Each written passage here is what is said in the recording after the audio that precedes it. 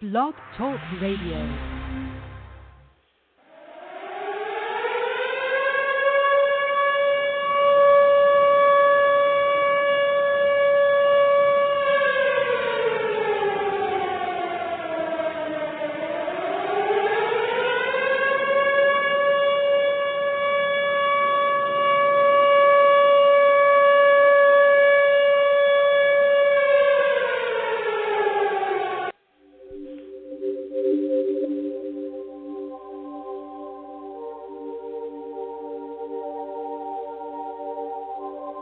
This is our land.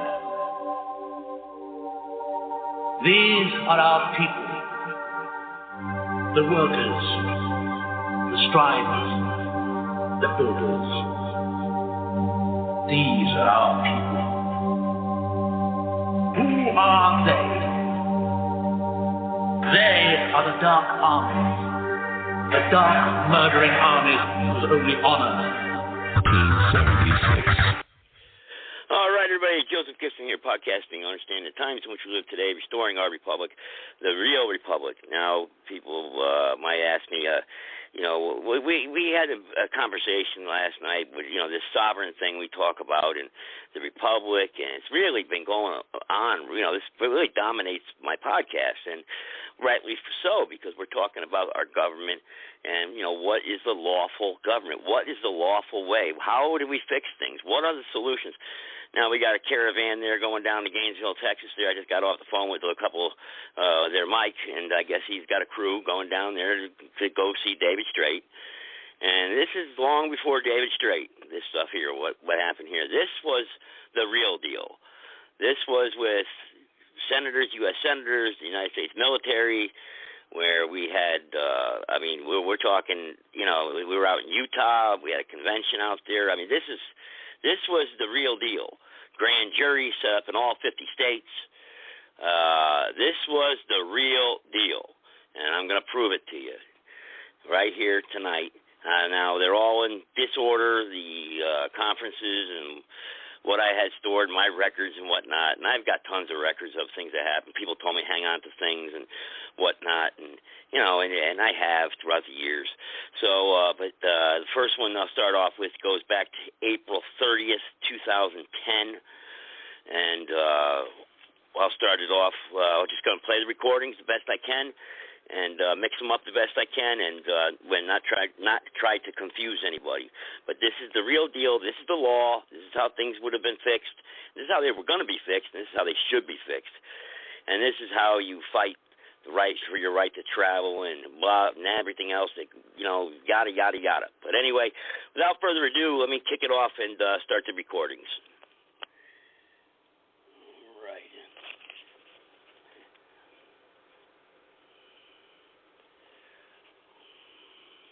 All night, if that's what it takes.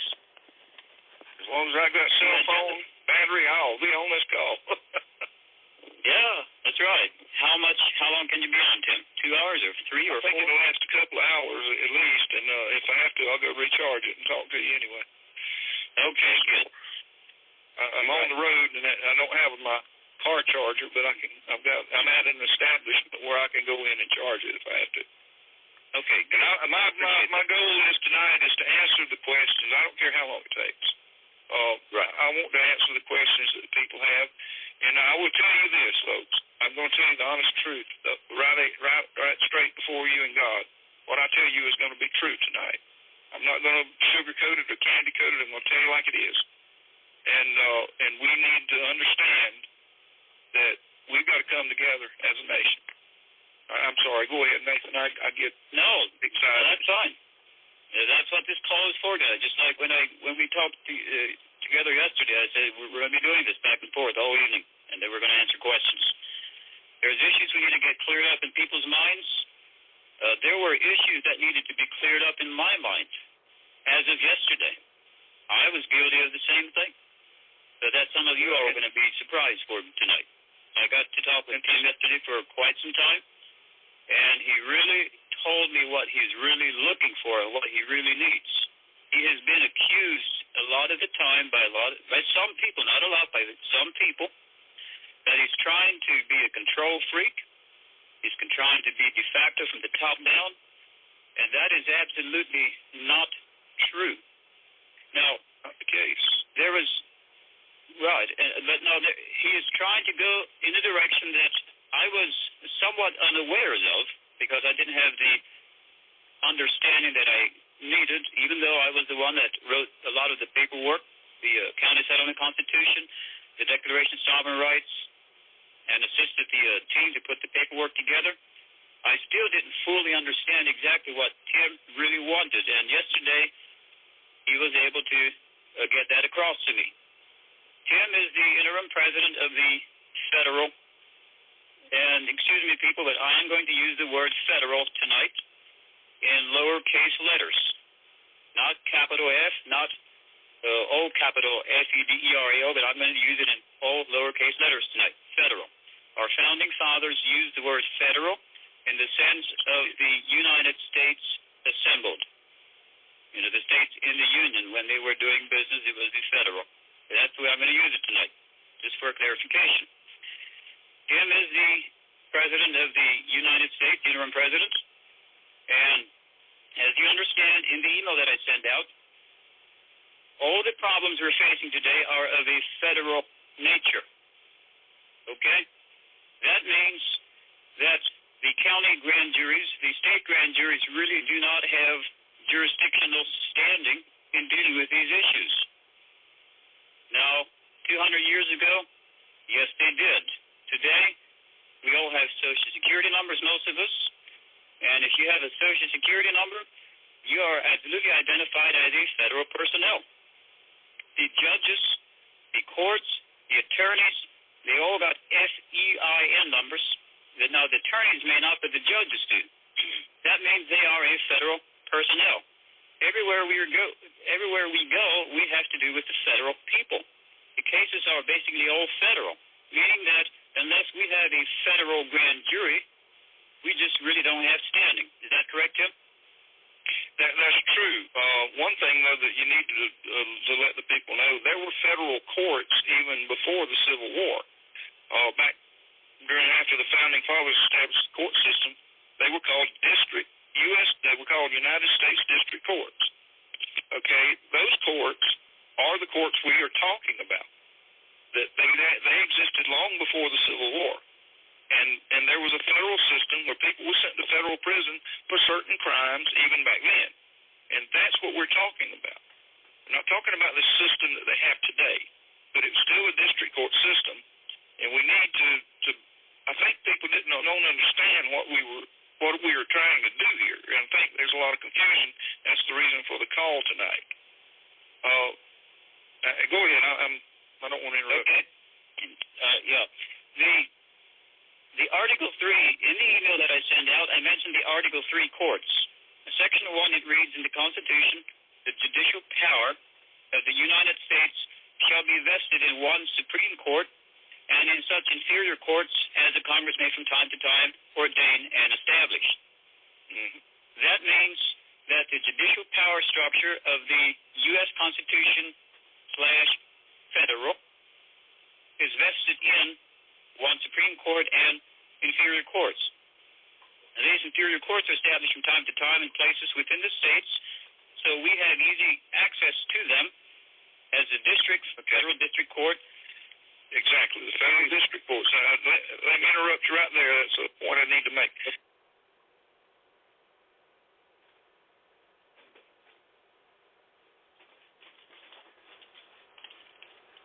Okay. Make sure that everybody fully understands. And I'm sorry for interrupting you, but it's a very important point. Go ahead. The federal district courts are in each state, but they're only in there as a result of an agreement between the federal and the state, because the federal court can't even enter a state without the state's permission.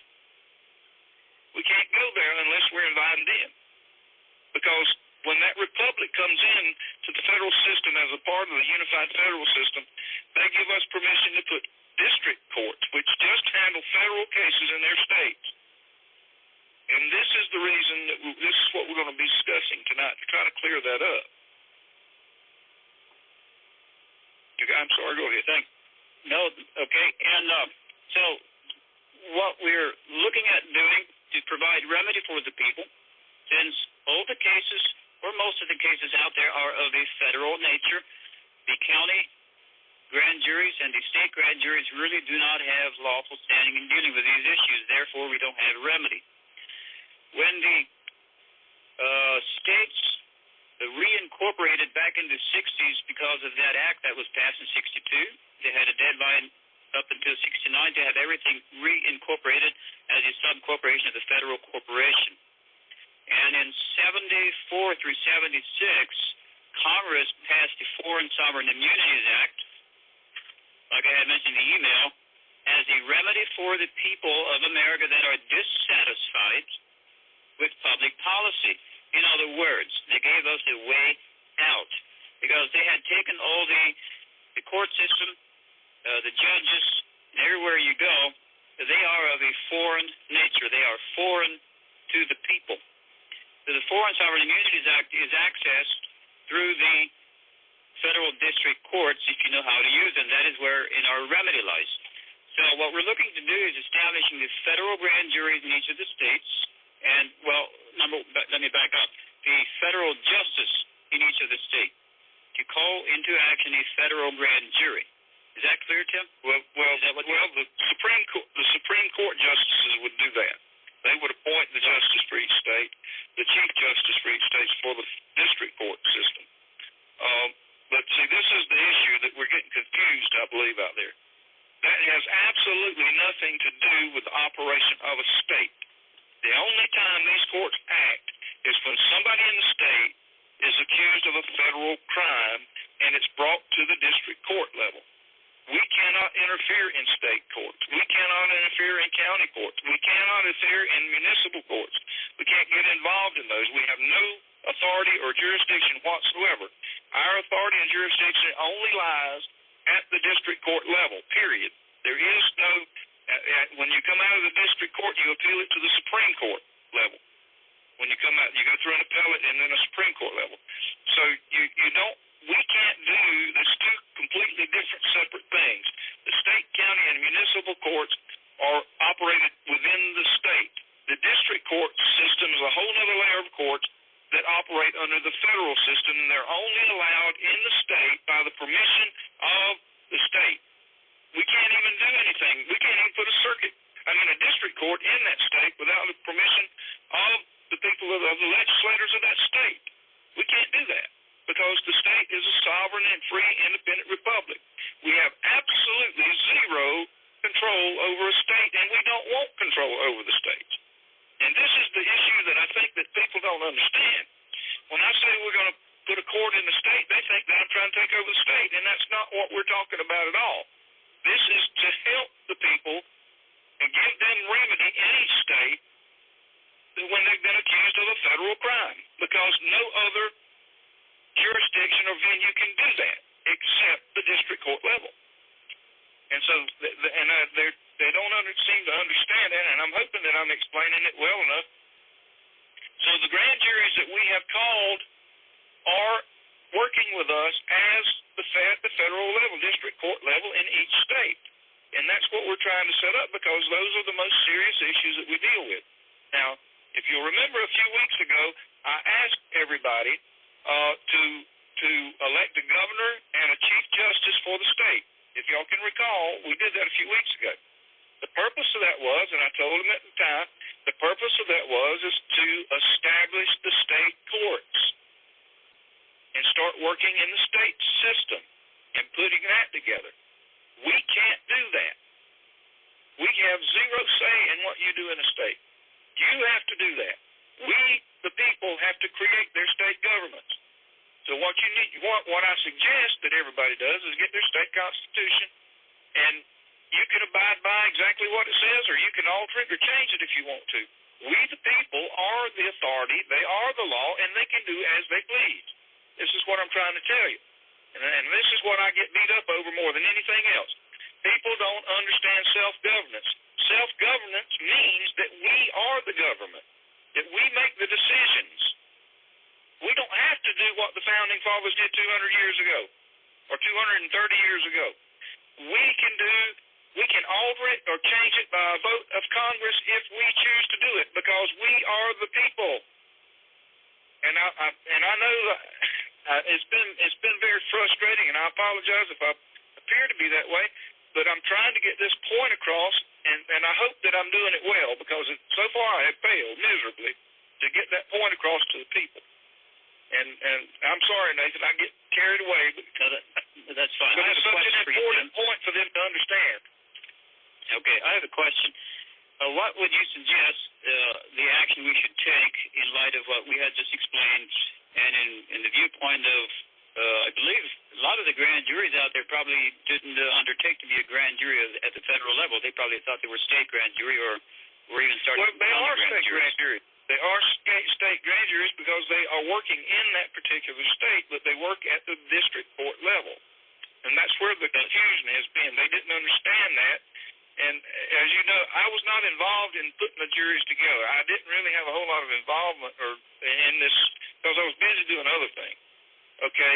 And I thought that people understood that. I guess that's partially my fault because I assumed that the people understood what we were trying to do. And it's obvious now that they didn't. That the juries that we called forward, we don't have the authority to go down into the state level and call a jury to the state court. The only thing we can deal with as the executive branch's issues in the federal system, as you said, we cannot go into the state, period. I don't have the ability, the authority, or the desire to do that.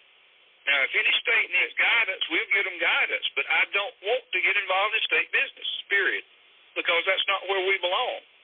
And that actually will be a violation of the oath of office of the President of the Republic, because he can't involve himself with state issues. He doesn't have any jurisdiction or authority. And I think that has been a misconception about what we were trying to do. So when I talk about the grand juries that we've created, my presumption is they would be working at the district court level all along. I had no idea what they were doing. I didn't know that they thought they were county or state grand juries. I thought that they understood, and I apologize to all of you because I didn't make this clear. And I can see, looking back now, that it just wasn't made very clear to you, and it's my fault. I should have done that. But I made an assumption that everybody understood what I was talking about instead of explaining what I was talking about.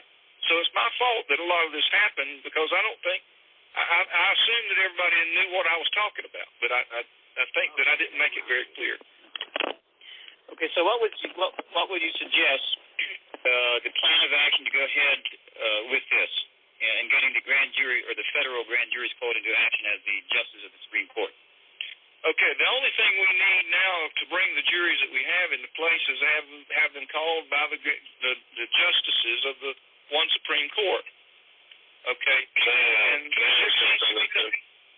yes, go ahead.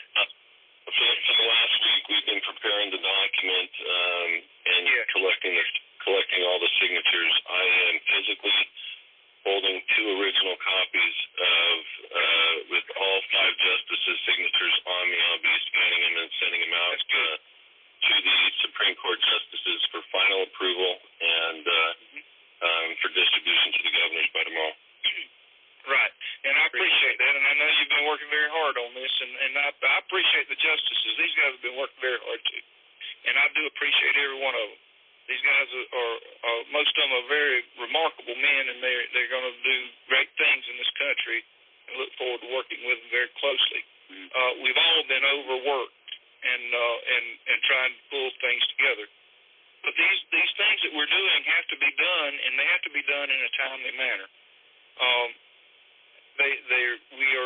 We are trying to put a structure together so I can actually document the structure of this government to other governments around the world so we will be recognized fully by them.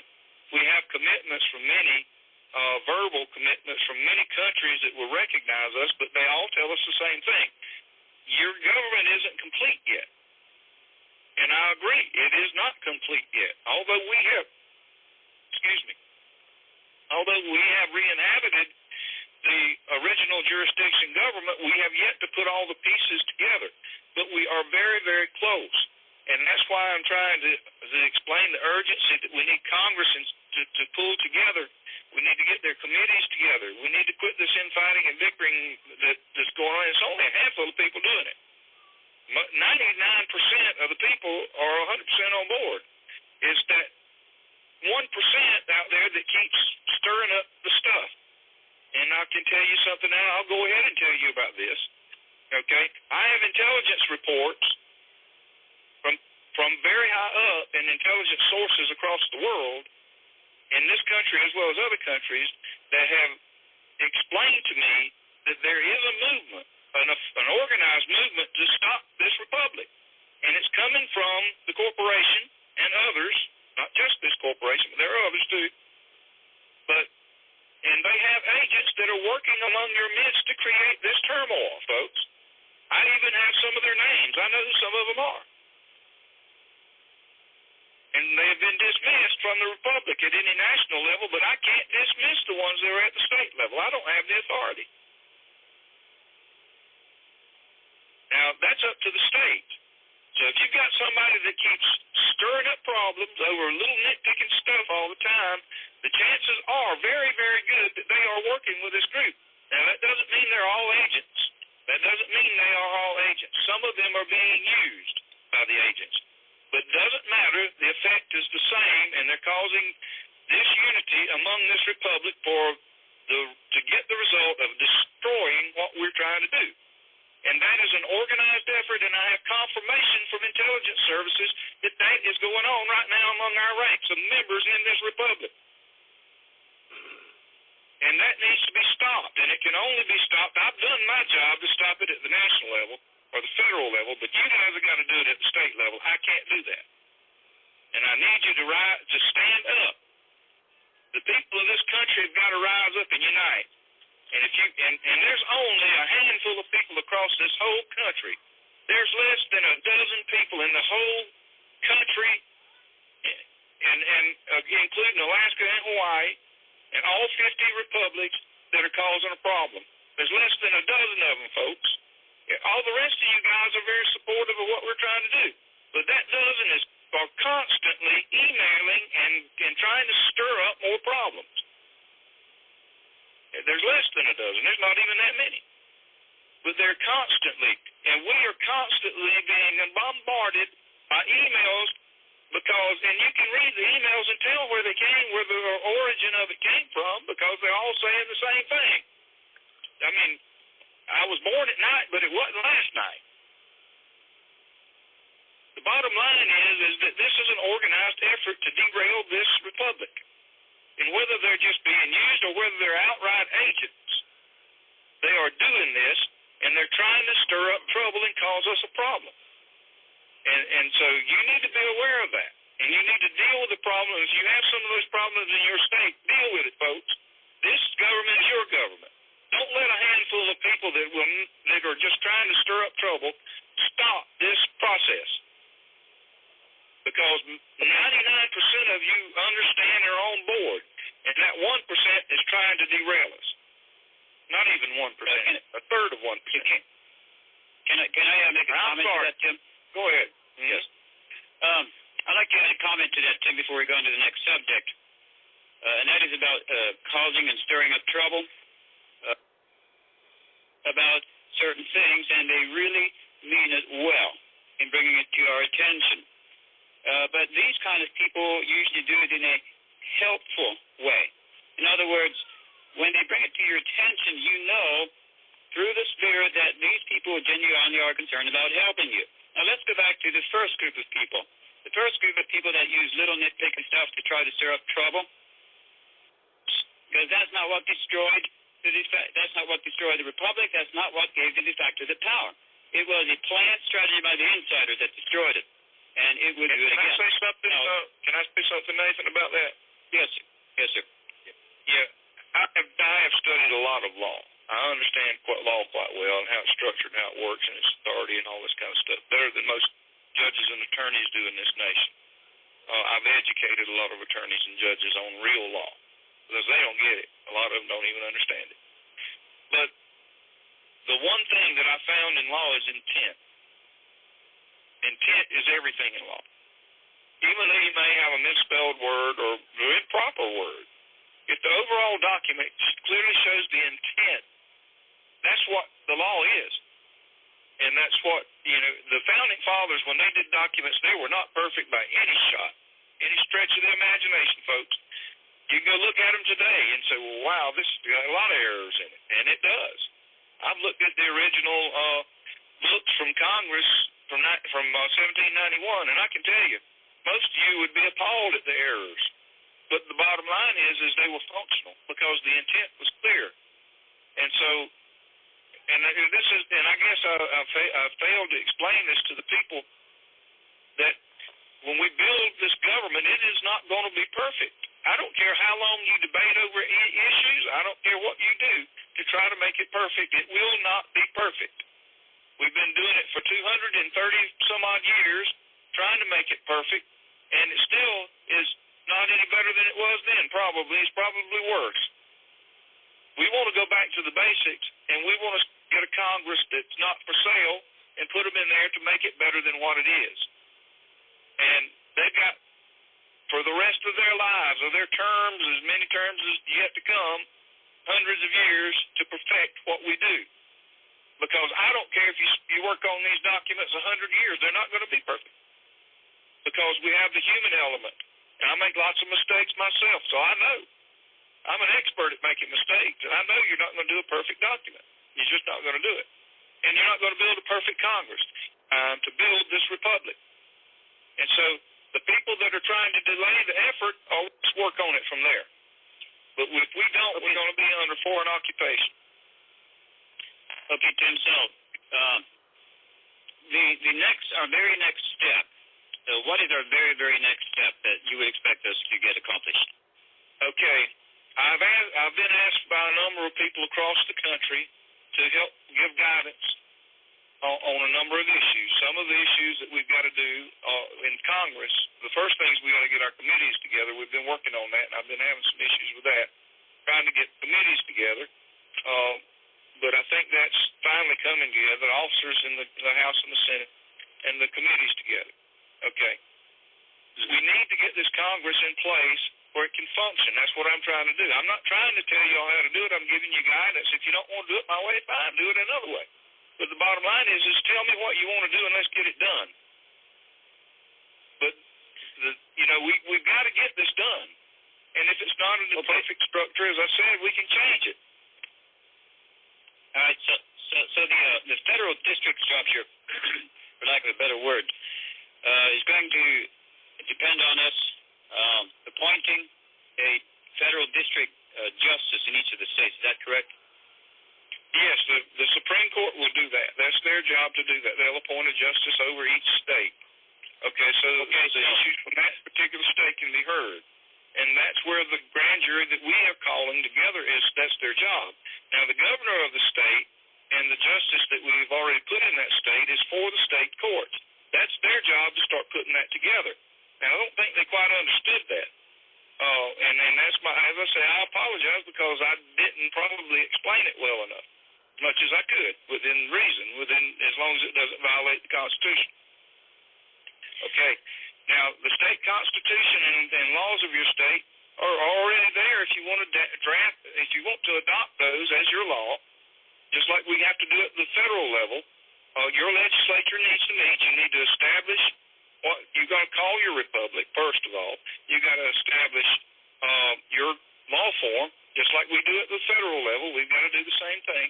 And you got to establish certain things, certain protocols. I'll be happy to help you with some of that guidance if you need it, but you can pretty much mimic what we're doing at the federal level. All the governments work basically the same. One's just federal and one's just state. Can't do them at our level unless they're appealed up to the state circuit courts and the state Supreme Court.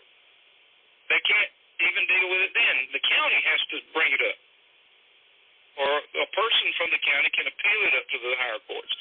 But there has to be a request from the individual or from the county to move it up the ladder. You can't just come down as a state and say that's what's wrong with our system today. The state and the federal has just come down and invaded the space of the people. We can't do that in a Republican form of government. And that's what I keep trying to say, and I I just have not communicated that well, I suppose. But that's exactly what we're trying to do here. We're trying to make sure we have a separation of powers. Federal level and the state level and the county level have to be separated because they are all independent. And that's a mindset the people don't understand anymore. The state can't come into the county unless the county says so. The people in the county say so. Several days after Katrina, they were sitting at the border waiting to come in to Louisiana, and they couldn't step foot in Louisiana until the governor said so. And as a result, she made a big mess out of things, but the bottom line is that's the way the law really works. And they do abide by that still some today, but not fully. We want to return to a full, to give the full rights and the separation of powers back like they set them right the way they should be. And that's what we're trying to do. And I think that like I said, it's my fault some of it because I have not explained this to the people well enough. But anyway, I'm trying tonight. That's what this call is about, so you can understand where we're going here and what we're trying to do. And I can get off on these tangents, I know, but carry on. I'll yield the floor. So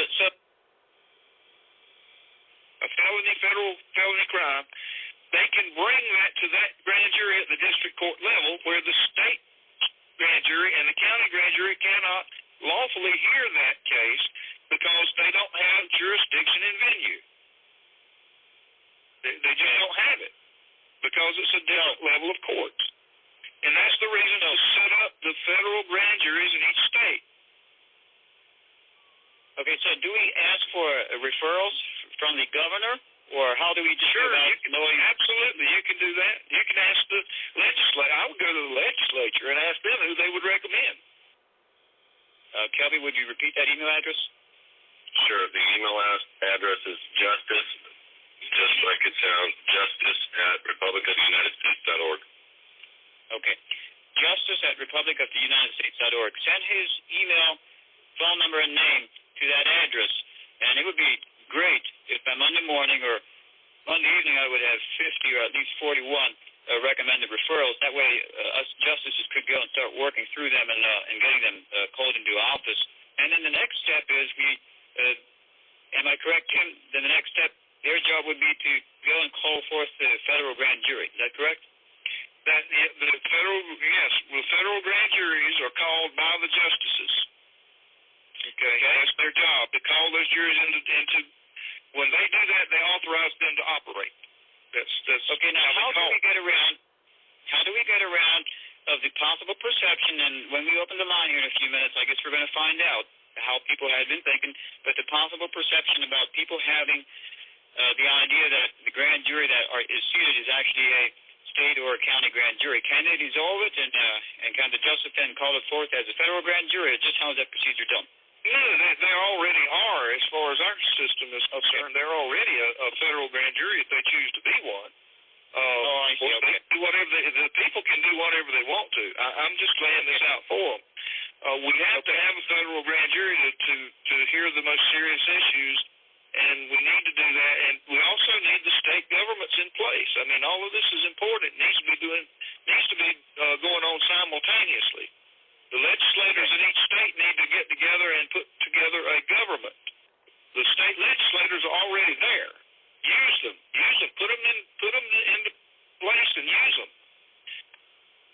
See, what people are getting confused about, I think, Nathan, is back when the first government was set up, the people in the states went to Washington. They had a little session up there for like 30 or 45 days and went back home, and they were state legislators.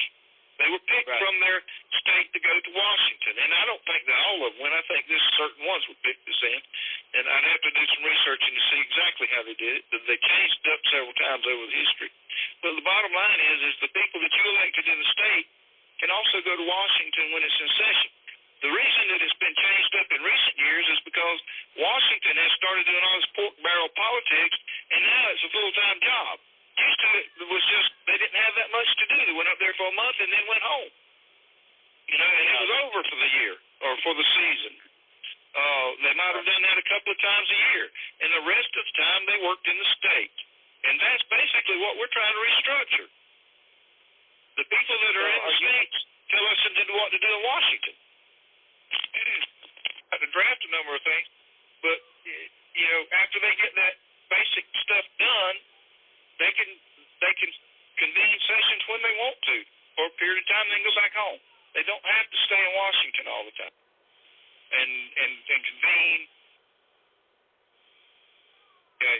Now, there's some of these things have to be done. Don't have to be done the way that I put them in these. I've just given you guidance here, folks, because I've been asked to give guidance. Because many of the people in the legislature don't really know how to write a bill. And I don't have the only way. I've got one way. There are many ways to do it. It's been done 100 different ways or more. But the bottom line is I hope that the Congress will at least adopt plain language and simple bills. Don't make these 1,100-page bills are insane. All that was for was to give people something to argue about and to find loopholes in. A bill can be one page. A bill can be simple. I'll just give you an example of one that I just put together.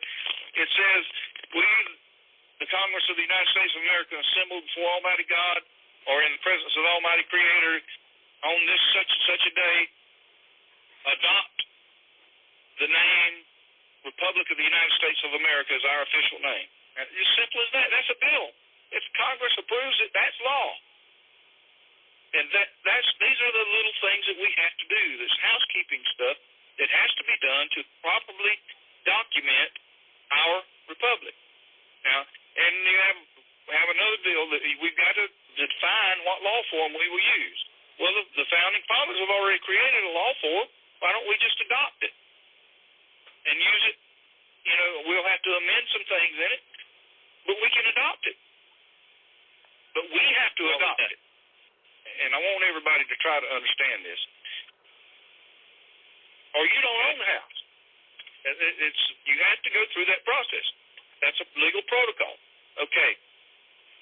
If I give you, say for instance, I give you a brand new pickup truck that I just went out and bought and paid cash for, and I got the title to it, and I hand you the title, Nathan, and you take the title, you put it home with your documents, wherever you keep your documents, but you never sign the title and change the name into your name, then whose truck is that?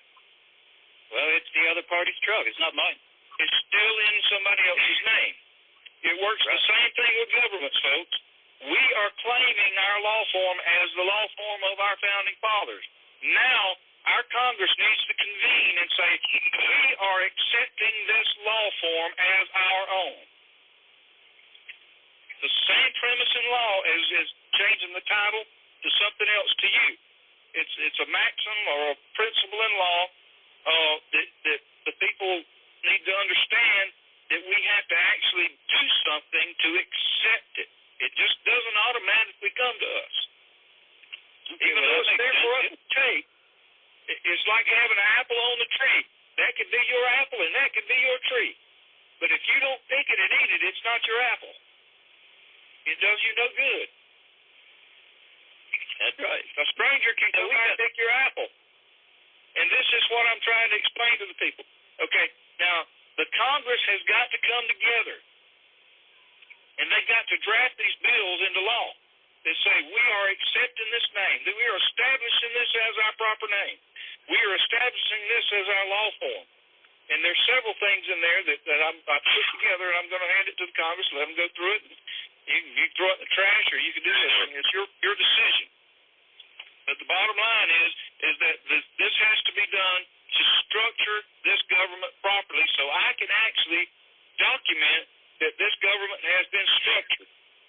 And that will give us the authority because it goes back to we the people. Yes, Kelby? Sorry, guys. Go ahead. Jim, I have a question regarding this before you continue. I like what you're saying. You said, I hear you make the statement a couple of times that Congress has got to come together. Are you actually meaning that they actually should think about getting together next week, or should they just send the bill? Well,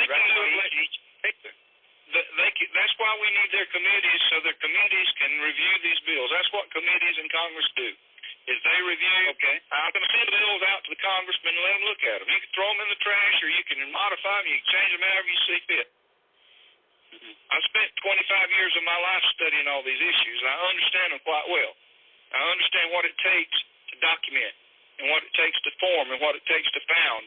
And these are the things that I'm trying to bring to the people now, that they'll understand what we've got to do, because without this lawful documentation and the protocols that I'm talking about, the government does not exist. Just like your grandparents' house, if you didn't change the title, it's still their house. It's just like the pickup truck. If you didn't change the title, it still belongs to me, because you didn't change it. I gave it to you, but you didn't change it. So that's what we're doing here by lawfully documenting that we are accepting these things as our law form, as our government, and our principles that we're going to operate by. Okay? And I'll shut up for a minute. Don't go ahead. No, that's fine. So the objective is to have that done real I'm soon. trying to make sure I cover this very well, because everybody's got to understand. All this stuff is up here in my head, and I don't relay it often to the people what I'm thinking, and that's a fault I have. I just assume that people know, and I don't relay it sometimes. And I'm trying my best tonight to relay what I'm trying to do here, what this country's got to do in order to establish this government. We the people. And you think that's very important because of the issues that are going to be happening if we don't get it done. If we don't get it done before the corporation goes down, and I'm telling you what I'm being told by intelligence sources at the very highest levels around the world, we have got to be able to document this government, that we did it, and we did it properly, and we did it by the authority of we the people. It's got to be documented. The Congress, they are the voice of we the people. That's why I can't do anything. My hands are tied, because I cannot proceed without we the people. Without your consent, without your authority, I can't go forward. I get frustrated because I want to move forward. We need to move forward, and I apologize if you hear it in my voice, because it's urgency, because I know we're running out of time, and I'm begging you, the people. I'm begging you, the Congress, to let's move this thing forward, because we are running out of time. And the choices are not good if we fail to document this government properly and are able to prove that in the international world. Okay. And that's what we're doing. We're actually documenting a case that we're going to present to the world court. So where we're going to. So they don't invade us and let us proceed with their lawful form of government. That's the reason. That's the whole reason we're doing this. That's the whole reason. Okay, well, I think I got the picture pretty good. I hope everybody else does too. But that means that we, as Supreme Justice, has got some work ahead of us to get this sent out to the people in a proper manner and get the data collected. And, we hope we'll get that done. I assume that people understand, and I shouldn't, because slow is fast. Rule number 3, right is right. Rule number 4, wrong is wrong. I think if we all abide by those 4 rules, we'll just get the job done just fine. Do you have anything else, Tim, before we open the floor for questions? Or? No, I just hope that I've been able to relate to the people what's been in my heart and in my mind all this time. And I'm like I said, I feel that maybe they've got a better understanding of what we have to do this thing forward. And I have to. Her question is how can we be expected to move forward if the IT department is holding basically the data or the information back? And I have an answer, and it may not be the one that people want, but basically the answer is this. It's my understanding that we have to have them vote for the chair and the vice chair position for the representatives and the pro tem position for the Congress, and then we are trying to, as quickly as possible, get their logins done. We have 2 full-time people working on their logins right now. We made a request in writing over 4 days ago for them to submit their the data agreement so they can put their login ID, they can put their name and information, sign it, and as the order of those coming in, we are allowing them to be able to view each other and to be able to communicate with each other. They can get email addresses, phone numbers, they can get everything. We have not held back one thing. The only thing we're trying to do is move as quickly quickly as we can to get that data in, the agreements in, so that we can get everybody turned on and activated into the system. That's all. And I just want to make that clear. So if you want access to the database, please just get that agreement in as soon as possible. We're taking them in order, and we're activating their account so that not only can you see each other's, from a senator standpoint, we'll be able to see all senators. Representative will be able to see all representatives. And the only thing that we're doing right now is just trying to facilitate the ability to have a vote next Saturday. If we need to move that up based on what you're saying, let's consider that tonight. But present all the pro tem opportunities to the senators in a format in which they can review, and then present all the chair and vice chair positions to the representative so they can review. And once they have a vote on who it's going to be, the only thing that IT is going to be doing is just cleaning up the logins and making sure you all can see each other and communicate and have as many conference calls as you wish. So I just want to make that clear. We're in full support and activating people on a daily basis. You just need to get those things signed in so we can get you opened up. That's all. Thank you. Thank you, Kevin. I really appreciate that. That was a subject I was going to bring up for your attention and clarification, because I did have a lot of people, or at least some of the people in the field, calling and complaining about the IT department, about the data and the information. And I spent a lot of man-hours yesterday doing research, calling people up, trying to get behind the issue. I called up George. I bet I was on the phone for at least 2 hours. My memory serves me correctly, two and a half hours with a very, a person in Georgia that I think is a good person, actually, but she had some pretty strong feelings about the IT department, and she had some valid points.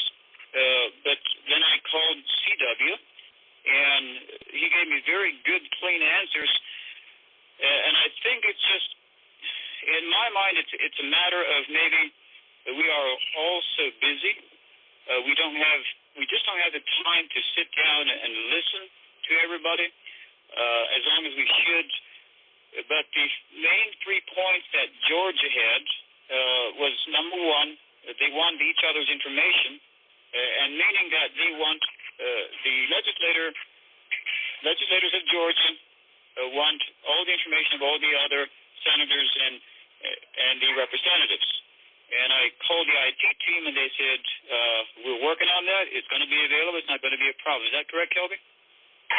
The only thing that they have to do to get access to the data is sign the agreement, send it in. It will have their login ID. It will have their name. It will have their address. It will have their, the contact information for them.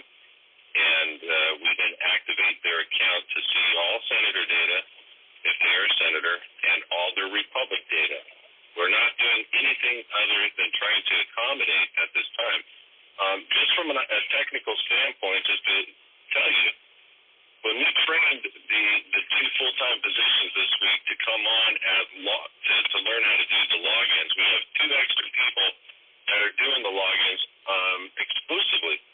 And when we train them how to do it, for the first time, people, you have to understand, this is a system that can handle millions and millions and millions of people. It's not a lightweight system. It's heavy. It's intense. There's a lot of information to learn. There's a lot of information to go over. There's 100 different categories. You have to make sure you have each one properly checked off. This is not as easy as people think.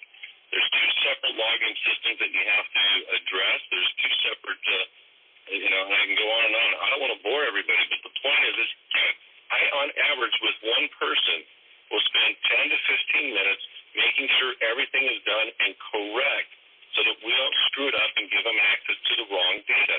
So that's really just the bottom line. Again, we sent out the agreements 4 or 5 days ago. I think we've got a combined total of maybe 30 back, Nathan, and that went out to all the delegates and all the senators, or the representatives and senators, and we maybe only have 30 back, and I guarantee that probably all 30 of those have their logins done. Wow, 30 out of 450? That's correct. Wow. That's not much of a problem then, is it? I guess people can get it if they want it, so I just encourage everybody just to get on board and get access, and let's get this done. Let me address this problem too, and I'm not going to call any names or any places or anything, but there are a handful of people, and it's just a very small few, that don't want just the senator's information or the representative's information. They want all the information about everybody. And the reason that they're doing is they're trying to draw a number of states off in a different direction. These guys are working for, they either are agents or they're working for agents that are trying to destroy this, and that was confirmed out of Washington, D.C., folks. Today. So the people that are raised, actually it was confirmed today out of Washington. I even know who some of them are. I'm not going to make that public right now, at least. But I'm telling you that there is a counter move to stop what we're doing because the people on the inside don't want us to succeed. They're trying to repackage this same old Federal Reserve System and corporate system in a different light. They're going to try to produce a currency that appears to be gold-backed, but it's going to be worthless paper. They're going to go through it, and when this currency collapses, they're going to try to make this switch to this new currency. If they can sell this to the people, they'll run out there and trade their silver and gold back in. They've been hoarding there's billions of dollars worth of silver and gold across this nation that have been hoarded because of the collapse of the dollar is imminent. And if they can convince you that this dollar is backed by gold, you'll go trade your gold and silver back in for this fiat currency. They'll collapse it, and they'll have your gold and silver, and you'll have a worthless currency. That's the plan, folks. They don't want us to succeed because we're going to set up a real gold-backed currency. And that's the problem that we have. So I want you to understand what's going on behind the scenes. And so some of these folks that are doing the complaining, the most of the complaining, are actually working for these people. Okay. And I know I'll get some hate emails from some of you, but the truth is still the truth. 15 times. And you guys in the States need to find out who these guys are and deal with them. We know who they were. Shut up. Okay. Not all of them are, some of them are being used. They're not all that way. There's just a few that are actually doing this with full knowledge and intent. The rest of them are being duped. Oh, I know. To be honest with you, they're being used. That's a very smart thing. What they're being used for. No, they don't understand it, but still the effect is the same. Like I said 100 times, This is when the people you go through a green light, if somebody runs a red light and kills you, you're still just as dead. Doesn't matter who had the right of way or who was right or who was wrong. The effect is the same. The results are the same. And so we got to be cautious. We got to be mindful, and we got to protect this republic. And this is a serious issue that we're dealing with. So the people that are doing a lot of the complaining out there want this information so they can pull states away from this republic. Simple as that. And you can send me the hate emails if you want to, because you know who you are, and I know who you are.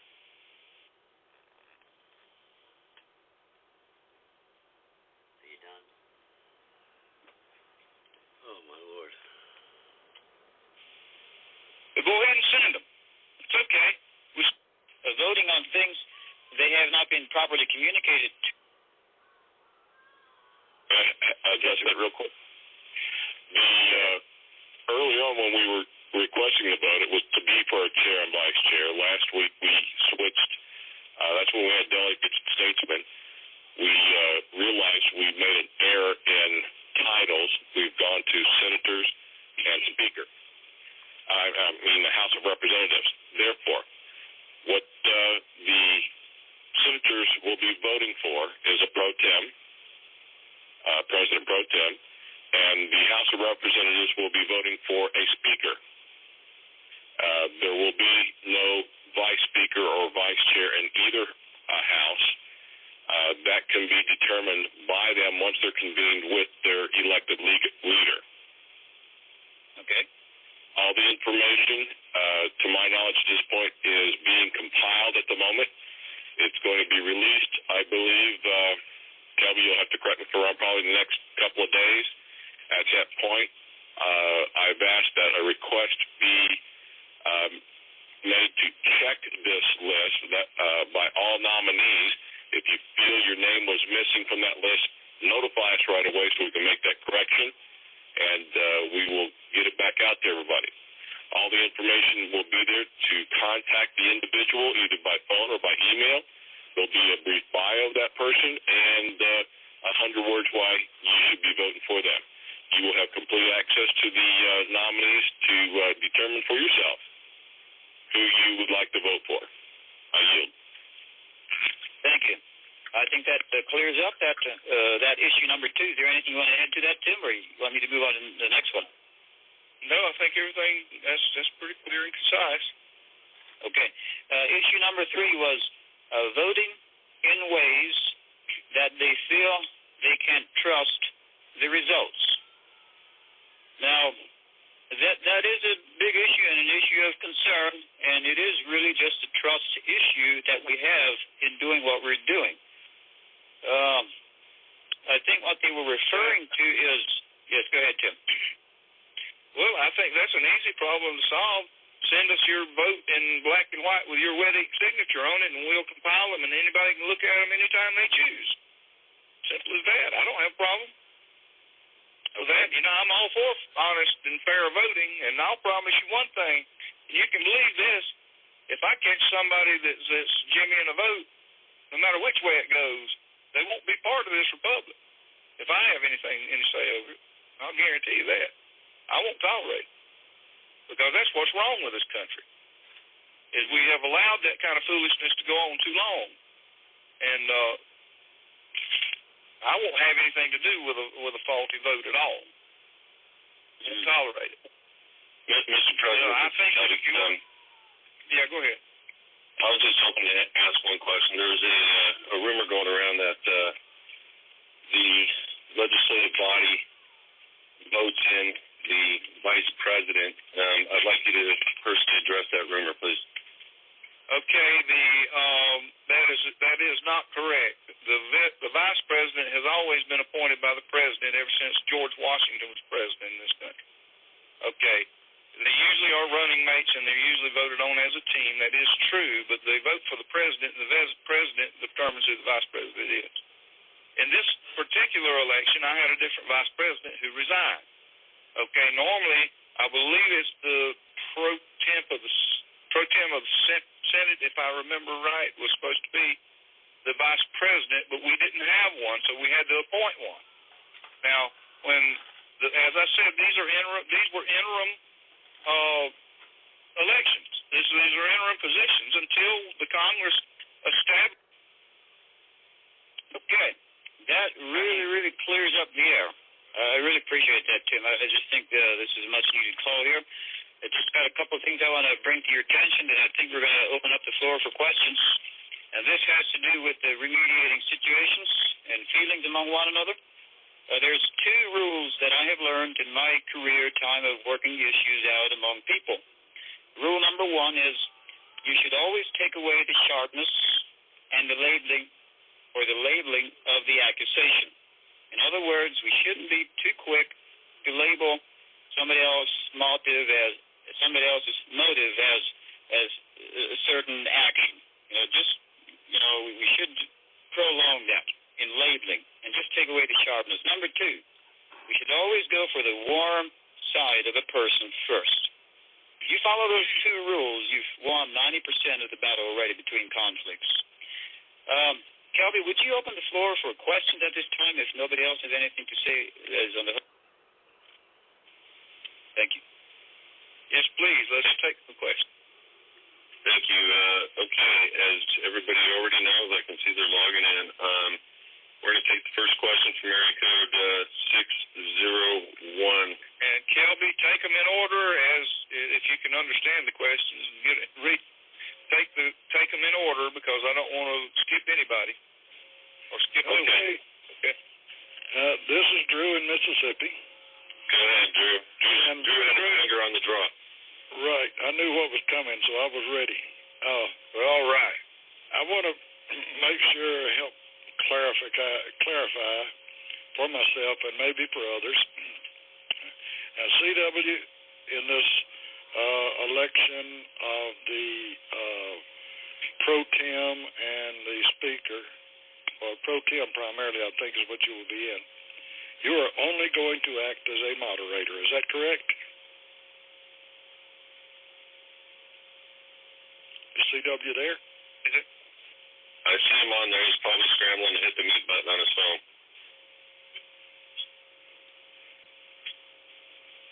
Because, yes. Well, yes. I was scrambling for the mute button. That's correct. And you're only going to act as a moderator. Is that correct? I think you can only break a tie vote or something. Wasn't that way it was? That is correct. The two main functions of the vice president is to, even though they're the president of the Senate, he's not the president pro tem. And as president of the Senate, all I do is all the vice president does is a tiebreaker. Now, the other critical function he has during a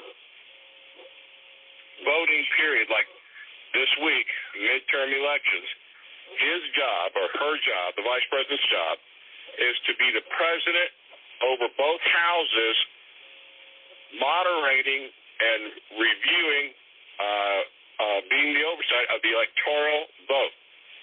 So yes, Drew, all I'll be doing is moderating and reviewing the vote and make sure it's done legally and accurately. Okay. I wanted to bring that out. Wanted to bring that out so folks would understand what you're actually doing rather than what they think you're doing. Okay? We appreciate that, Drew. Okay. The next thing is to make sure that I understand and everybody else understands. The legislature that we have already elected is effectively going to wear two hats. They will wear a hat as the national legislator when that is called up, and they will act as the republic or state, whichever word you want to use, the state legislature in the meanwhile. Is that correct? That is the way that they used to do it. They selected delegates and sent them to Washington in the early days. That's the way they did it. I honestly would have to research and see if they actually had national positions or if they picked them from their state representatives. But that's they only had like a month session at a time or so in the early days because they didn't have that much to do. After they originally got the Congress done in 1791, Congress sat there with very little actually to do after that. They did some statutes at large and stuff, but they would go up there for a few weeks and then they went home. I left your state. You can send that to join.JOIN that we forgot to put on the documents. If you can put your title within the Republic. Also understand that if you're not a representative or you're not a senator or you're not a governor, you're not a foreman, you're not going to get access to the Republic's data unless you have express written consent by the foreman, governor, ambassador, or so forth. But the database agreement is helping us to know who you are, and because you have a specific login ID. Some people use emails that aren't the same emails as their, they use a separate email or what have you. So let's review the agreement. In the first section, it says a date, and it says blank living soul. You are the living soul. You are the body. You are the person. Put your name in there. In the state republic of, and put your republic in that line. And then you go to the second page. And here's the confusing part for some people. It says if to living soul. My apologies. It should be your name and address in there. That's all. And then down below, where it says login ID, you got to go to. Some people don't understand. It would be amazing how many people are saying, "Give me access," but they've never even tried to create a login for themselves to get access. So whatever login that you have created on republicoftheunitedstates.org, we need that login name. It's for everybody. It's different. And then that email down below isn't necessarily the Republic email or your personal email. It's just the email that you associated with your login. And then the living soul signature and the date. And if down below that you can put your title within the Republic if you have a title. That would be great. But that's all you need. And right as soon as they are coming in, we have 2 full-time people for the next several days that are knocking this out and will give everybody and I'll get back in touch because I've been trying to get in and couldn't. Put on one sheet to fax in. That's all I have. Please come on and ask your question. Hi, I'm Laura Murphy, Virginia representative. I'm also the recording secretary for the state, and I was given the information to put on one sheet to fax in of everyone, the senators, the governor, and the representatives of their ID and all of that information for you to have. Was that incorrect? Because there's a senator here in my kitchen with me. We didn't receive a database agreement to sign. So is what the database sheet that I have with all of that information and then me just signing it myself as the recording secretary, is that sufficient for our state? No, actually, each person that requires a login now, we switched to a database agreement for several reasons. Mainly, it answers all the questions that we need to get the person set up properly. Secondly, it's a confidentiality agreement for the Republic database, and it allows us to address one by one. And then what we do is we cross-reference that against your permissions. Obviously, if they're a senator, they're going to be able to see senators' data and Republic data. If they are a representative, they're going to be able to see representative data. But if we have a name that we don't see as a representative and we don't know who that is, we're going to reference the list that you sent in against that as a permission to grant that person access to your Republic data. So essentially, we need both. If there's more than just the basically. Wondering if anybody in the state of Virginia received it. Okay, then what I'm going to do tomorrow. Oh, thank you very much. Well, thank you. Thank you for calling in. Okay, we're going to bring on the next caller, area code 413. Go ahead. Yeah, this is Bob in Massachusetts. Regarding the database, I've had access for a long time now, but the one problem I've had is being able to identify who the recent sign-ups are. When I do a search in a database, there's no easy way to find out who just signed up. I get a list of all the sign-ups, but not the recent ones. And the second issue I have with the database is that I can't delete duplicate entries. Or at least there is book things, but I think that needs to be saved for a time in which we do training. So give it about another week, Bob, and a week and a half. We'll send notice when you can come online and be able to do that. Excellent. And with Tim's permission, I have something to share that really made a difference in Massachusetts. And in talking to Jim Fitzgerald, he asked me to share it on the national call on Wednesday. But I think it's more appropriate to share it tonight. Absolutely. Bob, please do. This is something that happened over 100 years ago, and it was about an article that was written to fill an empty space in a magazine, which was otherwise ready to go to publication. This seemingly insignificant work about a soldier in the U.S. Army has since become one of the most published documents in the history of the printed word. A Message to Garcia has been translated into every major language on earth with over 100 million copies in print. What was the significance of this article which caused such a stir around the world? In 1899, a man by the name of Elbert Hubbard wrote an editorial for a small magazine called The Philistine. Over tea, Hubbard was discussing the Spanish-American War with his family. Everyone had been cheering General Calixto Garcia, the leader of the Cuban rebel forces, as the key to winning the war in Cuba. When Hubbard's son, Bert, put forth this argument, "In my mind," ventured Bert, "the real hero of the war was not General Garcia, but Lieutenant Rowan, the man who got the message to Garcia." His son's words leaped in Hubbard's heart. Hubbard wrote the article, A Message to Garcia, and the edition went to print. He thought a little more about it until the magazine began getting requests for reprints of that particular edition. More and more requests for reprints came in until the magazine was literally swamped. Puzzled by the overwhelming number of orders, Hubbard asked why people were interested in that particular copy of the magazine. He was surprised to learn that the demand was for the filler article that he had written about Rowan. Orders came in for 100,000 copies, 500,000 copies, 1 million copies. Eventually, Hubbard was forced to simply grant permission to those who wanted large numbers of reprints because of his limited ability to publish in those quantities. Why are so many people interested in an article about some unknown lieutenant by the name of Andrew Summers Rowan?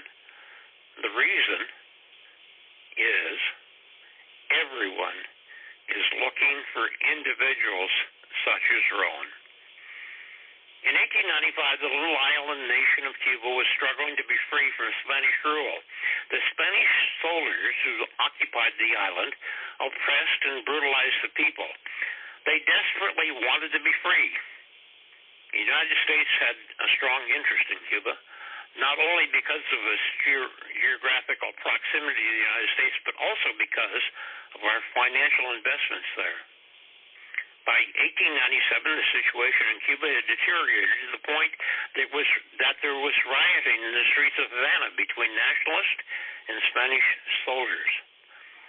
President McKinley dispatched the battleship Maine as a visible indicator of the United States' presence in Cuba.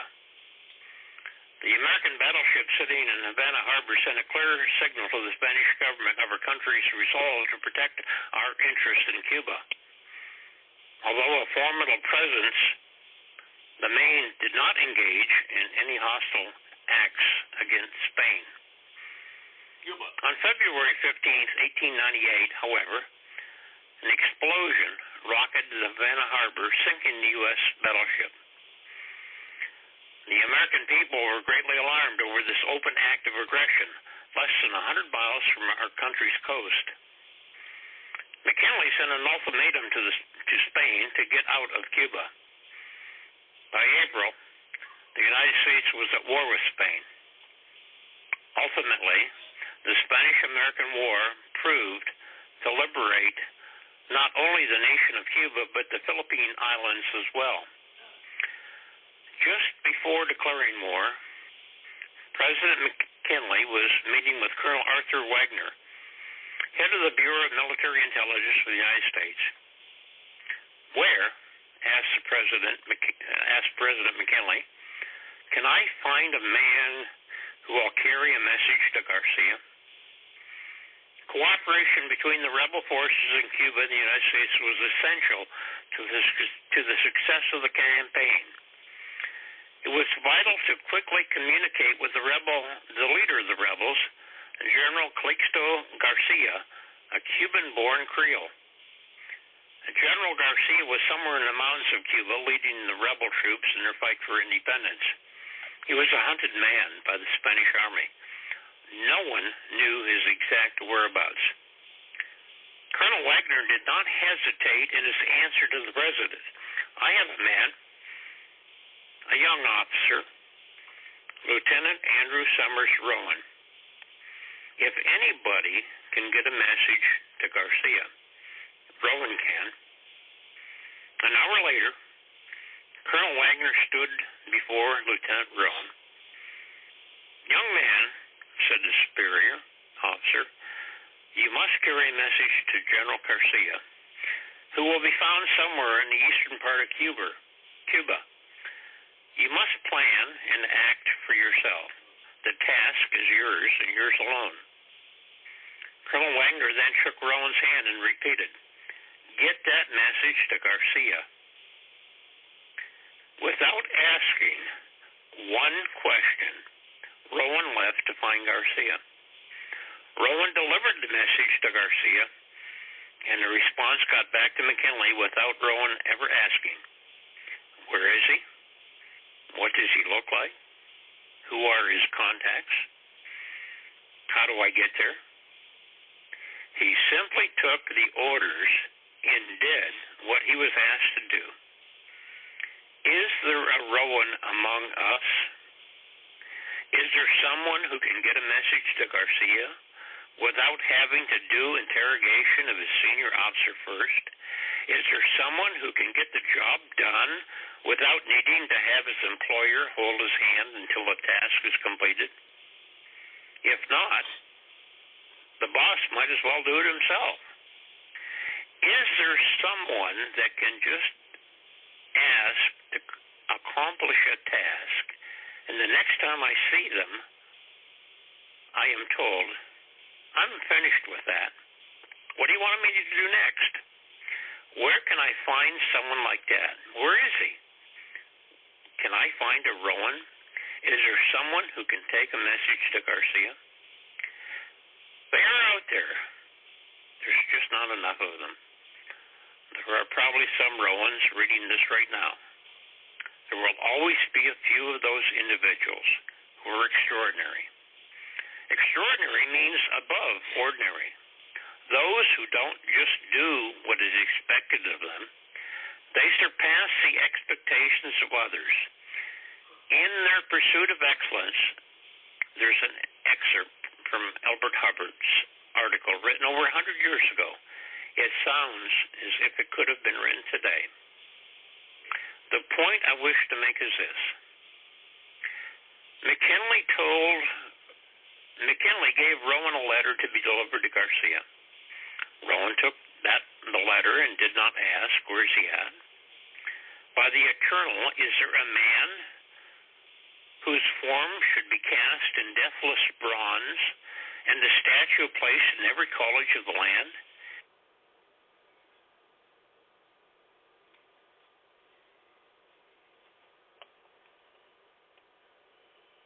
Is not book learning, young men, needed, nor instruction about this and that, but a stiffening of the vertebrae, which will cause them to be loyal to a trust, to act promptly, concentrate their energies, do a thing, carry a message to Garcia. You, reader, put this matter to a test. You are sitting now in your office. 6 clerks are within call. Summon any one and make this request.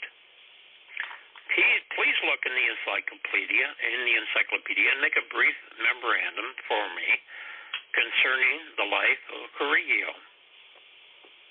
Will the clerk quietly say yes, sir, and go to the task? On your life he will not. He will look at you out of a fishy eye and ask one or more of the following questions. Who was he? Which encyclopedia? Where's the encyclopedia? Was I hired for that? Do you mean Bismarck? What's the matter with Charlie doing it? Is he dead? Is there any hurry? Shan't I bring the book and let you look at it yourself? What do you want to know that for? Now, if you are wise, you will not bother to explain to your assistants that Correggio is indexed under the C's, not under the K's, but you will smile sweetly and say, never mind, and look it up yourself. I invite all senators, governors, statesmen, delegates, and leaders in this organization to take a message to Garcia. Well said. Well said. Thank you, Bob. Thank you, Bob. Now, as great as that story was, I want everybody from here on to keep their questions to 10 or 15 seconds so we can get them answered for you. We all got kids, and we all want to be able to spend time with them, and we have about 20 people in the queue right now. So we're going to bring on area code 580. Go ahead. You have the floor. Hi, thank you. And this is Brett from Oklahoma. Kelby, I appreciate all your work, and Nathan and Mr. President, thank you so much for taking the stand that you do. Very quickly, in terms of resolution, in the event that we find people this is obviously not just for here in Oklahoma, but for anywhere, I imagine that this question would come up. If there's people that are causing problems that just can't move forward with a clear conscience, what is the proper method of getting somebody in their place, and they can, not throwing them out of the republic, but just saying, hey, listen, we need to move very urgently to get these matters resolved, and in the event that you can't do it, or you don't have a clear conscience, what is our path to success on that? What's your advice? That's up to the people in your republic, in your state, however you want to handle that. What we've been doing in the past is we've just mowed them in and out, and that's up to you guys, whatever y'all want to do, but that's normally what we've been doing. Deciding that if you're not going to be on board, we'll just vote you out. Excellent. Okay. The offices... Very good, very good. I just wanted to make sure that was clear for everybody that might be on the call. In terms of the offices where people have been appointed to, say, a delegate position or a representative, rather, and a statesman, a senator, and whatnot, in the event that that there is a matter that comes up that has to be called, that would be normally called up by an assembly, is there any reason why any of us, no matter what our position is, could not call up an assembly for the purpose of discussing something simply as being an Oklahoman or a Texan or, whatever the case may be? Sure, absolutely. We call them town hall meetings. Basically, is what it is, an assembly of the people. And sure, I encourage everybody to do that. Excellent. And I just wanted to make one comment that I really appreciate everything that you're going through. And, the Bible says to watch out for those that cause divisions. I think that there are divisions in some shape or form. It sure sounds like anyway. But the deal is that we need to watch out for those that cause divisions, and hit the nail on the head here. So thank you so much for everything that all of you are doing, Vice President, CW, and everybody, because we are looking up to you for our advice here in Oklahoma, I can assure you, and, at least every person that I've personally spoken with. And we appreciate you so much. Thank you. God bless you. We try our best to, whenever we can help you, we'll do our best to do that as well. Thank you so much. Yeah, thank you, sir. And just one comment on your biblical reference about divisions. That's the one thing our Lord hates. If we understand truly what this republic is, and in our opinion, this is His. Everything in this world is His. And when we are making attempts, I don't want to say to divide it, but when you can't get your point across without being argumentative and CCing 50 people, and what you're doing is causing strife. And you can pick up a phone and you can get the Vice President on the phone any day you want. And you can discuss your concerns, your feelings. You can get Tim on the phone any day you want. And he'll tell you how he feels. But when you do it in an email format or a fashion, and you've been responded to appropriately and nicely and respectfully, and then you respond back disrespectfully and argumentative. I don't say this to be rude or to be mean, but when I read the most recent emails, it just seems to be nothing but an attack. It doesn't have any resolve to it. There's no candor. And so I thank you very much. But my point biblically is God hates division in His house. He hates that more than anything, and that's biblical, absolutely biblical. So we need to be holding this together in love and in respect. And trust me when I tell you guys, we were working very hard in the IT department to get everybody what they need. And we're trying to do it right, and we're trying to protect the Republic, and we're trying to protect God's house. And that's how we look at it. So I'm going to bring on the next caller, area code 727. Go ahead. Hello, thank you. First off, Mr. President, this is Brian Kidder. I'm state representative in the Florida Republic, and I would like to say I do agree with you in pretty much everything you said. My questions, basically you're saying that we need some initiative among the people. Something the word just stands out so big, initiative, for us to take initiative. My biggest question is about our different issues when we're still dealing with the de facto or those that are on the call, those that have looking at the Republic and either have been a part of it, have signed up, or even have a position within the Republic government. What about the issues of our person? I mean, because it appears like we're making another corporation. In a sense. Not at all. No, not at all. That's not the correct assumption there. In the corporation runs from the top down. In the Republican form of government, the people are the power. They're the authority. They're the say-so. We only carry out what they tell us to do, and that's what we're trying to express to the people. And that's the way it's set up. I didn't set it up. Can I make a comment on that? Okay. Yes. There may have been some confusion on that. In the state level, people are doing from the ground up, but on the federal side, if you read your Constitution very, very carefully, it says the judicial power of the United States is vested in one Supreme Court and in such inferior courts. That is from the top down in the federal side. Well, that's true. Well, let me correct something. One thing though that you're missing there. Okay. Not to be argumentative with you in any way, but right. The judicial. That's true what you said, but the judicial is governed by the legislature, which is the voice of the people. So really, it's not from the top down. It's just within the court system that it's that way. But right, they are only allowed to act according to what the will of the people is. Right, exactly. I guess I'm asking this question because I've got friends that before anything ever even started with the Restore America plan, we had been researching these things independently.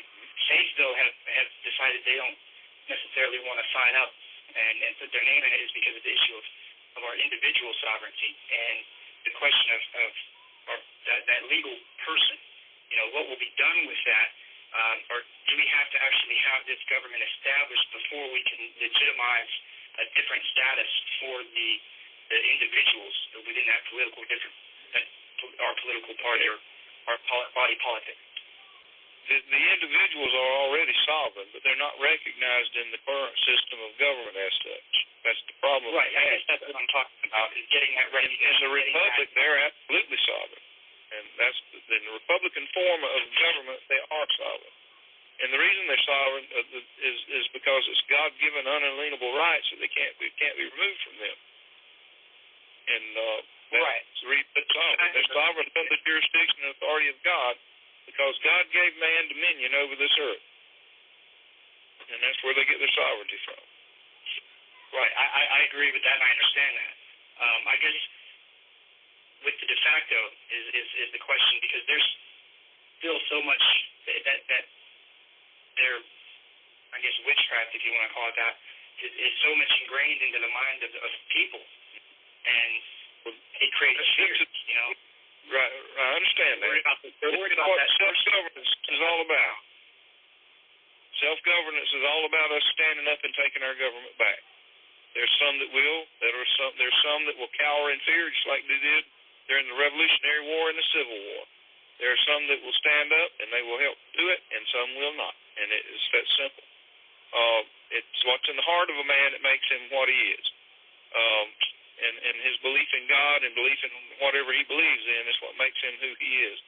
We have some that will stand up regardless of the obstacles or the commitment, and we have some that will shy away and run at the first sign of trouble. We got some that won't fall away no matter what. And I would be one of them. I'm in this for the long haul. I'm not going to shy away. I don't have a reverse gear, and I'm not going backwards. I'm going ahead. And we're going to win this thing because God is in this movement. And there's not any deception at the high levels trying to be done. I know that there's a lot of people that feel that seem to appear to think that, but that's not the case. Actually, the people that are at the top hate deception so bad that it won't happen. We've been through all of that with the de facto. We despise it. That's the reason we're doing what we're doing. But anyway, I can't speak for what the de facto is going to do. All I can tell you is what the the Republic is going to do, and the Republic is going to march forward, and we're going to recognize the individual sovereignty. That's what we're trying to do, is give it back to them, because it was stolen from them by the de facto. And we're trying to give it back to those people as hard as we can. And that's our premise of everything we're doing, basically, is individual sovereignty. The reason we have to have God instituted government among men, not us. God put government together. We didn't do that. And because people had to have some kind of organization. If you have no organization of government, like some people suggest that, well, we're just going to run our little community the way we want to, well, then what's going to happen is a bigger community that's nearby is going to take over your little community, because that's the way people's nature is. When you don't have any government structure, the little guys get picked on. That's what government is there for, is to balance that power and protect those that are weak against those that try to abuse them. And that's the whole purpose of government. And it's just been abused. The government has become the abuser. And so we're trying to prevent that. Oh, I understand.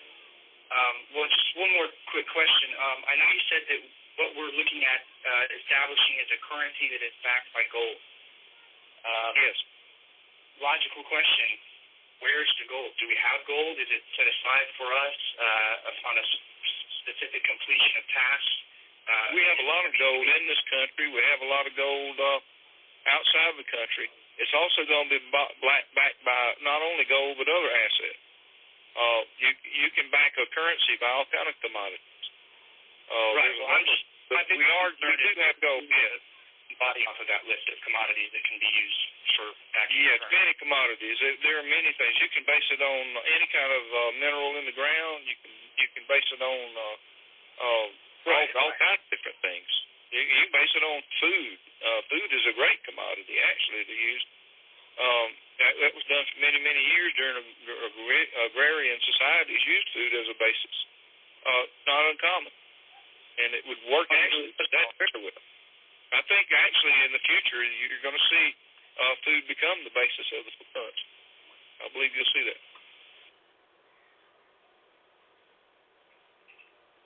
All right.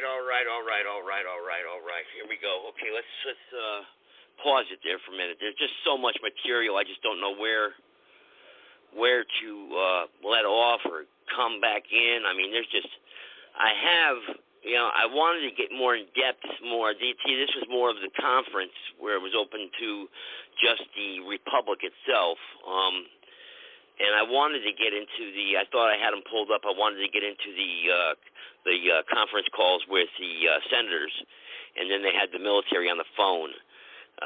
They had about 3 or 4 military personnel. I forget if one of them was a general.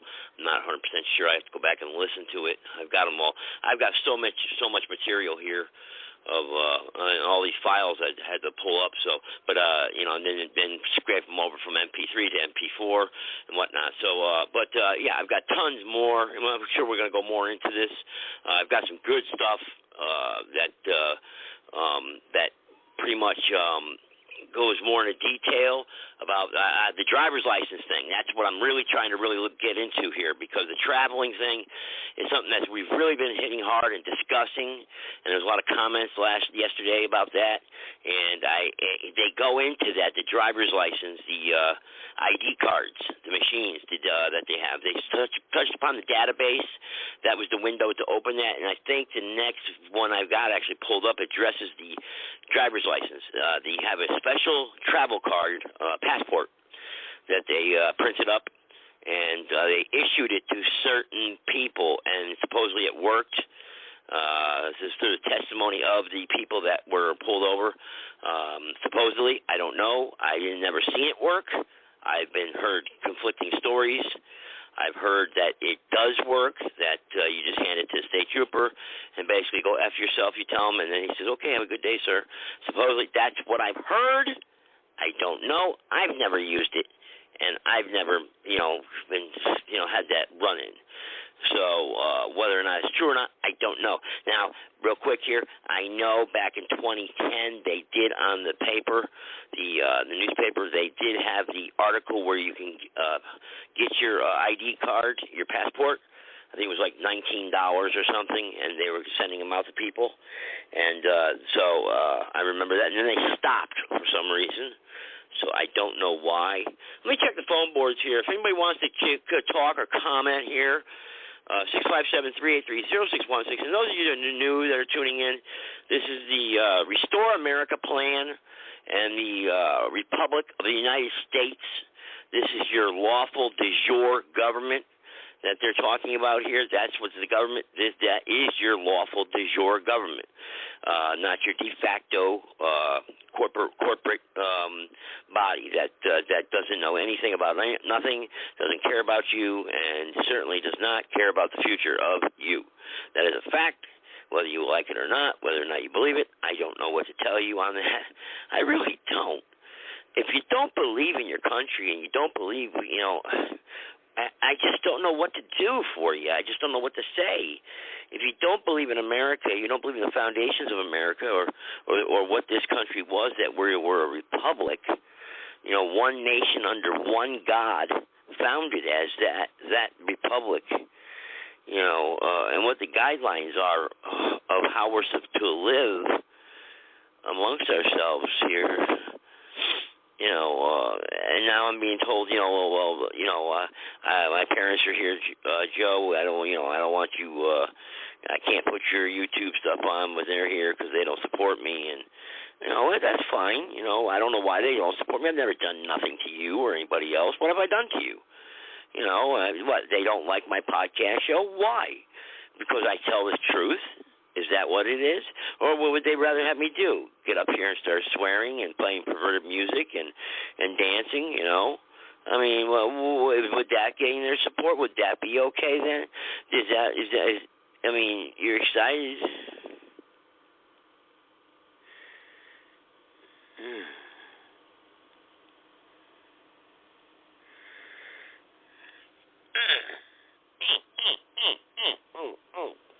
Yeah. That's what he says right there in the chat. Okay, yeah. All right. You guys are something else, let me tell you. All right. I'm playing back this guy right here. This patch one guy through. Unbelievable. This is what you're going to take from this? I'm going to have to edit that out because that's just not right. Okay, let's check the phone boards here. And 657-383-0616, press number 1 if you want to be connected, and I will patch you through. Remember, I got Mike on the road. He's going down to Texas to listen to David Strait. So let's see here. What we've got here. Anybody got their hand up? Anybody want to chip in here? Anybody got a comment real quick? Okay, I'll patch you through. Go ahead, 305. You're on. Go ahead. Oh, hey, Joe. It's Mike. Yep. How you doing, brother? Hey, good, brother. Yeah, I'm heading north on 27 here with my son and my dad on the way to Gainesville to go to David Strait's seminar here Friday, Saturday, and Sunday. Okay, what'd you think? Oh, yeah, no, it was interesting. At the outset, what I really was digging on was the man that was making the point about the federal government doesn't even have the right to be in a state. They got to be invited here. The states are sovereign. That's a big point that's often overlooked by people. I mean, that was a huge point that was made. To be honest with you, though, as we're driving through Central Florida, and we just went through what was the little town there? Claremont. We just went through Claremont. My mom grew up in that area, and I remember going there as a kid, and it used to be rolling hills of orange groves, just beautiful rolling hills of green and rolling hills of trees and orange groves. That's all you would see. Now it's just disgusting. The houses that are 6 feet apart, just crammed in where they cut all the trees down. It looks like prison. It looks like prisons. They all look the same, just splattered all over the little smart communities. They got their Taco Bell. Yeah, all these little corporations, Taco Bell. It's kind of like a model. It's kind of like a model blueprint of what the neighborhood's supposed to look like, and they all look the same. It's grotesque. It's sickening. Honestly, I mean, how pathetic. They destroyed Florida. They've just destroyed it. And I had an epiphany because looked over and he noticed. He said, "These places look like they've been done a while, and there's nobody even living in them." And I said, "That's because they're going to be shipping them in. They're going to be shipping them in." And then here's maybe you're right. You know what? You're right. Your dad just spotted something there. That's the new homes for the illegals. Well, you know, exactly right. that means we still got a chance to destroy them. And not only that, but no crime. We don't condone any vandalism here on this show. No crime. No, it goes further. What they're going to do is, yes, they're pre-building all up so they can influx all, illegal aliens from all over the world, blacks, from Africa, Indians from India, Middle Easterners, all the different people from around the world, all over the place. I think you're right, Mike. Mike, I think you're right on that because, Absolutely. Hold on. They're going to fill those houses, and then you ready? Here's the clincher. They're going to put them. They're going to give them. Lost you. He just gave me the answer, and I just lost him. Well, there he goes. He's back again. Say that again, Mike. We lost you. They're going to.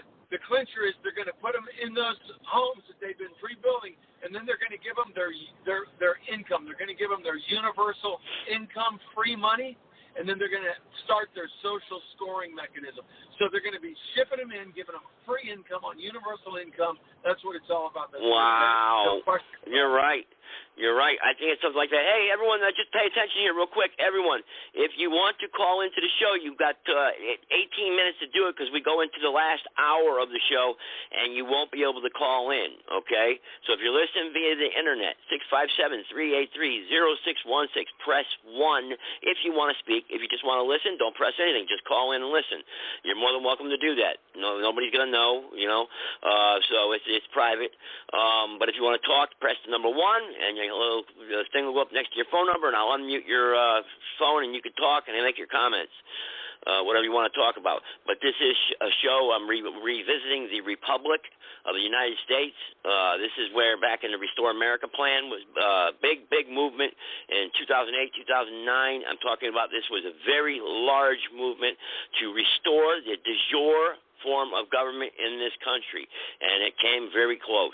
And I'm trying to show that to you, how much it came so close, how it did come so close. I witnessed it firsthand. I was there in those meetings. I saw it, and it came very close. So, Mike, go ahead, Mike. Yeah, for the record, can you kind of give us all an idea of who were the talkers in that last video? They said the president. So was that Tim Turner? Yes, one of them was Tim Turner. Yes. One of them was Tim Turner. You had Kelby Smith in there. The CW. CW. Let's see here. A couple other, and then they had a bunch of callers call in, so I don't know all their names. But Nathan there that was on with Turner. He's been on my podcast actually, Nathan. So he's been on my podcast. So yeah. So This is what I'm trying to do is, Mike, is I'm trying, we talked about this and how, people many people don't believe me, where I'm trying to get to the clips where we had the military on there. We had, obviously we didn't get military generals to come on the podcast show and talk about everything in detail, but we did have some military personnel, high ranking, that called in to talk about some of the Republic and how we were going to restore, what we needed to restore this country. Because if you remember correctly, a lot of the military was very frustrated because Obama was elected at that time, and Obama, we know, was not even a United States citizen. So, so there was some questions there is that, hey, how can we take orders from a guy that's not even a United States citizen? So how can he be president? Let me throw this into the mix, too, because I got Josh on the line with us out of Wisconsin, if he's still with us. But we were talking on the phone last night about some issues regarding the truth about Donald J. Trump and Q and all the psyops that are going on to, just to again, keep people ignorant and in the dark about what's really happening. And we were making the point that, oh, man, I lost my thought. Man, you can't drive and talk at the same time? Well, boy, I hate to be in a foxhole with you. All I can say is it's a good thing his son's driving. Oh, boy. Anyway. Well, I hope you guys have a safe trip. Military is what I was going to say, Joe. We made the point. Here's the thing about the military that people need to understand. Not only have they already destroyed our military's been destroyed, but the military itself is part of the problem. The military is the problem. And I'm not talking about our military service members and patriots and veterans. No, they're great. They've done what they've done. But the bottom line is our military, the same New World Order, One World Government agenda people that are pushing this corporate system own our military. They own it. They control it. Again, the Rothschilds funded both sides of every war since Napoleon to today. They create the wars. They're creating what's going on in Russia and China and Ukraine. It's all by design. And they've been using the United States military for decades to destroy other nations, specifically to foster their New World Order, One World Government agenda. So the military is not the answer. The military is the problem. We don't have a proper military. Just like we don't have a proper government, we don't have the proper military. Yeah, I can see your point there. I can see your point. I don't agree 100% with what you're saying. I believe that our military is very strong still. It is still the strongest military in the world, and it's still funded. They're turning transgender. Well, the transgenders, that's right. Yeah, very few though. Very few. What are they going to do? Have an acrobat out there? Okay. And they're all bad. The ones that didn't quit have all been jabbed with the poison. They're literally trying to kill off the military and replace it with the LGBT people. That's what do you think of that Lieutenant Colonel? What do you think of Sandy? Sandy, the Air Force instructor that was on my show, when she got the jab, what do you think? She doesn't have long to go, huh? She got shot up, didn't she? She got vaccinated. I don't know if she did or not. I thought she was fighting against the jab in the military. Here's the thing I learned about this stuff. It was interesting. It talks about mercury and aluminum and what that does, and then but when it comes together, it makes like a clot. So that's what I was thinking the COVID shot does. It brings it all together and binds it. It makes these clots. And then somebody was saying, yeah, that's exactly what it looks like. I said, what? Yeah, that's what I heard too. And it's really, really, really, really bad. And the side effects that come along with it. But I don't want to get into too much on the COVID thing. But, yeah, man, it's bad. I mean, stay away from it. Stay away as much as you possibly can from it. They say, have you been vaccinated? Say, none of your business. And just walk away, Try not to volunteer any information on that. That subject. I think I had – go ahead. I'm sorry. Let me add this regarding the military. You don't necessarily agree, although you see that point. What president was it, Eisenhower, that spoke against the dangers of the industrial military complex? Yes. Which president was that, right? Eisenhower. It was Eisenhower. You're breaking up a little bit, Mike. Your phone's not very choppy. Yeah, speaking about the potential problems of the, industrialized, commercialized industrial war machine, right? That is you're talking about, okay, yeah. We must guard against, yes. Go ahead. Right. Well, we didn't guard against it, and it's grown into a corporate monstrosity. Again, these people create wars. They're using the United States military. Most of our military men and women, while I salute them and they may be great patriotic Americans, most of them themselves don't even know what they're getting into because they've been misled. Let me let my dad say a few words because he's 82 and he concurs. They've been brainwashed through television and movies and gamings with this patriotism. Oh, I'm patriotic. I'm fighting for my country. You're not fighting for your country. You're fighting for a bunch of wealthy elites that are trying to take over other countries. That's what you're fighting for. And more military men and women are waking up to that reality. That's a fact. So the military They are. Yeah, they are. That's just my understanding, it all kind of started back in the early 1800s with the Rothschilds, did it not? And it's simply been escalating ever since for their general purposes. So we have a real evil government right now, unfortunately. It's nothing like it was back in the days of our founders. It's just amazing to me. I'm almost 82 years old. I've seen a big transition of change, social change in the order of things and how people think. And the school system is guilty of misleading our young people into what the root truth is. So, this liberalism and concept of a so-called democracy is killing our nation. It will stagger it. And so, we can see it now. People that are so-called elitist. Your generation, the people that you grew up around, obviously, many are not around anymore. Obviously you must feel isolated. You don't have people your own age, pretty much all surrounding you. So how does that feel? What's that feeling like? All your generation is gone pretty much. I can tell you, just last week, a very close friend of mine in his early 70s, I'm in my early 80s, and he just lost his wife 7 days, a week ago. And so, people I've known, a lot of people I've known and worked with when I was in the work part of my life are gone. I see you, callers. I'll bring you on in a second. Go ahead. I'm sorry.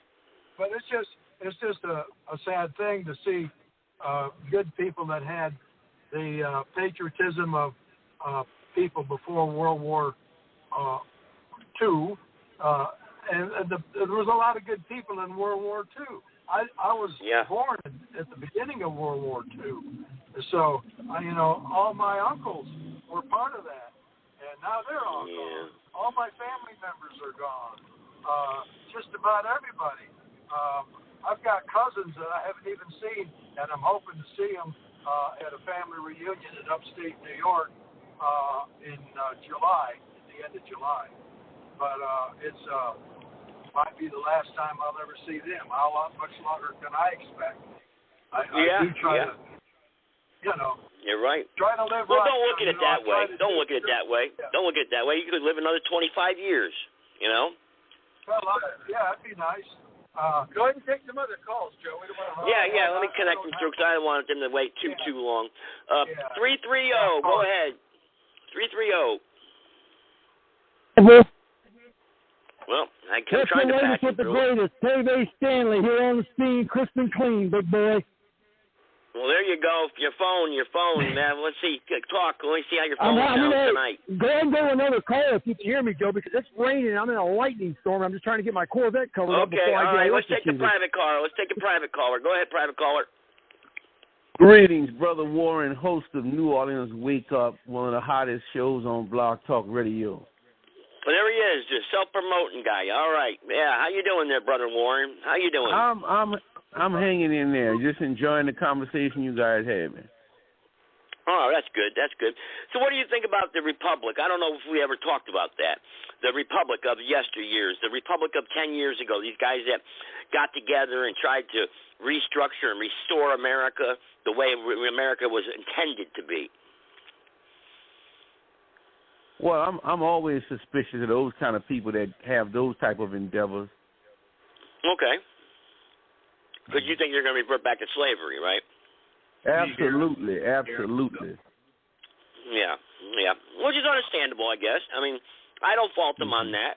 I mean, when you start talking about reliving 200 years ago, what was 200 years ago? Slavery. So I can't fault them on that. All right. What do you think, Mike? I know Mike's going at it. I'll talk a couple of them. No, I'm here. Yeah, can you hear me? Yeah, go ahead, Mike. Yeah. Well, and I see 810 next. Yeah, that's bottom line is we've all been enslaved, right? Yeah, we're looking for a solution to get the hell out of it. Go ahead and say it again. We've all been enslaved. Doesn't matter what your color is or anything anymore. We're all slaves now.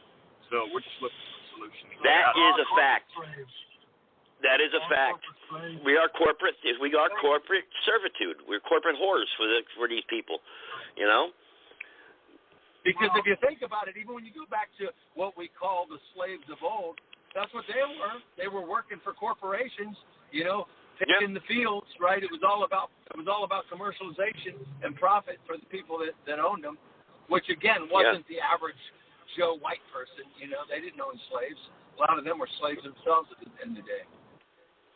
All right, 810. Go ahead. You're on live. Oh, hey Joe, it's Gene. Hello. From Time Show from last night. Anyways, I was just gonna say what they're saying. You just said that we are enslaved. Everybody is enslaved. So actually going back to what our forefathers actually set up for the Constitution and for our country would actually free us. It would free everybody. It wouldn't free just white people or just black people or just, whatever. It would free everybody. Yeah, that's true. Well, I think Brother Warren may disagree with you on that, but I don't know. I can't speak for him. I'm just going by opinions based upon our previous conversations. What do you think, Brother Warren? No, I disagree with the lady. When the Civil Rights Movement gave us the Civil Rights Act and the Voting Rights Act, at that point, many people felt that they lost the country, that the rights of blacks took away the rights of whites. And so this thing about redoing a republic the way it was intended was to roll back those background noise, that guys. blacks Background noise. Whoever's got background noise, please go ahead. I'm sorry, Brother Warren. Go ahead. No, so what I'm saying is this talk about take our country back all began when black people acquired their civil rights as a result of the Civil Rights Act and the Voting Rights Act. So when people talk about... I think he's addressing the lady there. Excuse me, he's addressing the lady there. So, excuse me. Right, so when people talk about doing a republic the way it was meant to be, that's just coded language for let's do it over so these people who got their rights don't have these rights anymore because it takes away our rights. Okay. All right. Well, I think 323. You want to respond? You want to respond? Go ahead. Yeah, I would disagree because the simple fact that I don't know anybody today that would want slaves. I mean, if they hire people to do, whatever they want done, whether it be put a roof on or clean their house or whatever, and that's the norm. So I wouldn't say that people want to actually own slaves again. So, yeah. I don't think it would cause a slavery. Yeah, no, I agree. I kind of got to agree with her on that, Brother. I think 323 wants to get a piece of this conversation, so bring him on. 323. Just watch your background noise, everybody. Go ahead, 323. Well, let me say this. Oh, all right, Brother Warren. You want to respond? Go ahead. Yeah, we're not just talking about enslavement, but the legal segregation that existed in not only the southern states, but the Midwestern states and the de facto segregation in the northeastern states, that when black people challenged those laws, they were attacked and there was white anger, backlash. Okay. Again, I would disagree. Can I comment on the reason for that? Hang on, let the female talk first. Let her give a response. Then you can, and then Joe, because Joe's on the new caller. Go ahead. Then you, Mike. Go ahead, ma'am. I'm sorry. Go ahead, Dad. I'm gonna go. Yes, fine. The reason I say that is because turn the truck off when you're done. Yeah, the most racist people I know that I've ever met have actually been black people. Go ahead, John. Most white people are not racist. Most white people do not have a problem with black people or Mexican people or We've got a lot of background noise. I know. It's terrible. Terrible background noise. It's terrible. I just eliminated one of them, I think. Go ahead now. Say what's your point again, because I wanted to hear what you had to say. Go ahead. God, people can't understand, geez. Go ahead, ma'am. I'm sorry. That's good. I was just saying, I don't think that the segregation would take place because And most of the black people just chose to do it, which is actually already happening. When you have your black-only colleges and you have your black-only college funds, you have your black-only, a lot of black-only.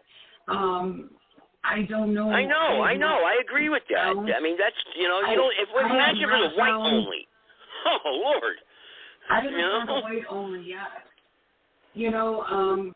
My kids have to fight harder as white children to go to college or to do other things, Which I don't think there's nothing wrong with wanting to fight harder. I don't think there's nothing wrong with wanting to fight harder, But there's no handouts for them. There is none because of the skin color. There is no white privilege. It's just a matter that I think the segregation actually is from the black community. They are pushing for segregation, not the white community. So if the segregation did happen, it would be because of the black community wanting it, in my opinion. I agree. Joe, you want to answer real quick before Brother Warren gets to respond again? Go ahead. Yeah, I've been trying to get a hold of you since Monday. Your private phone number doesn't answer. Well, I don't know what's going on. We were talking there on the radio show there, and you just hung up on me, or your phone died, one or the other. But that's why I said to get into the green room. I didn't want to call you because I wasn't sure if that number was okay to call, Joe. I didn't want not to interrupt you, but I didn't know you can call. Okay. Yeah, All right, well, I'll call you after the show tonight. I called you using my other phone, and I got this prompt that the person is not ready or available to take messages at this time. No message, no nothing. So I haven't, But yeah, you can call me and we can talk. Okay. Now to answer Brother Warren, we can talk after the show, as a matter of fact, if you want. Now to answer Brother Warren, 90% of people on Blog Talk Radio, the blacks on Blog Talk Radio, believe there's such a thing as systemic racism. I'll bet if I still had my show and if you were on it in less than a half an hour, a lot less, I could prove that even you don't believe there's systemic racism. But since I don't have my show, it'll take a little bit more, it'll take some grilling in order to get down to it, but I could prove that. So that's all I wanted to say. Oh, in terms about, white people wanting to turn back and become MAGA in order to get back to segregation as the sole reason, no, okay? No. That's not the reason. Okay, the reason is because America is failing as a nation. We have the New World Order. Blacks are not doing well. Poor whites are not doing well. And those who are rich, some who are legitimate, are doing well. And those who are not legitimate, who are psychopaths, are doing even better. So we all need to get back to a better America. And this thing always about, I believe there is racism. I don't believe that there is systemic racism. So, in a nutshell, that's all I have to say. Okay, Joe, if you hang up, you won't be able to get back in, so stay as long as you want. But, look, I agree with you on that. There's always going to be people that are racist, that don't like somebody because of their skin color. I don't like this guy because he's got blonde hair, and I don't like redheads. There's always going to be those types of people out there. You're never going to cure it, never going to stop it. There's my other phone ringing now, and this is somebody who was on the podcast show, knowing that I'm on the radio show, calling in. Well, how do they get a hold of you and I can't? But in any case, while you're going to answer that phone, while they're answering that, I can say... I lost my whole point now. Yes. Oh, you were talking about how, about, of course, the racism, how, it's really not as prevalent as it once was. And so if you want to finish that, then I'll jump in after you, and, I'll just jump in after you. All right. Look, bottom line is there's always going to be people that hate other people. You're never going to stop evil or hate. We can curb it. We can make it better. We can educate people better. We can try to make America a better place. It's never going to be a utopia, a heaven on earth here. There's always going to be problems. There's going to always be wars. There's always going to be poor people, but we can still work and strive to make it better.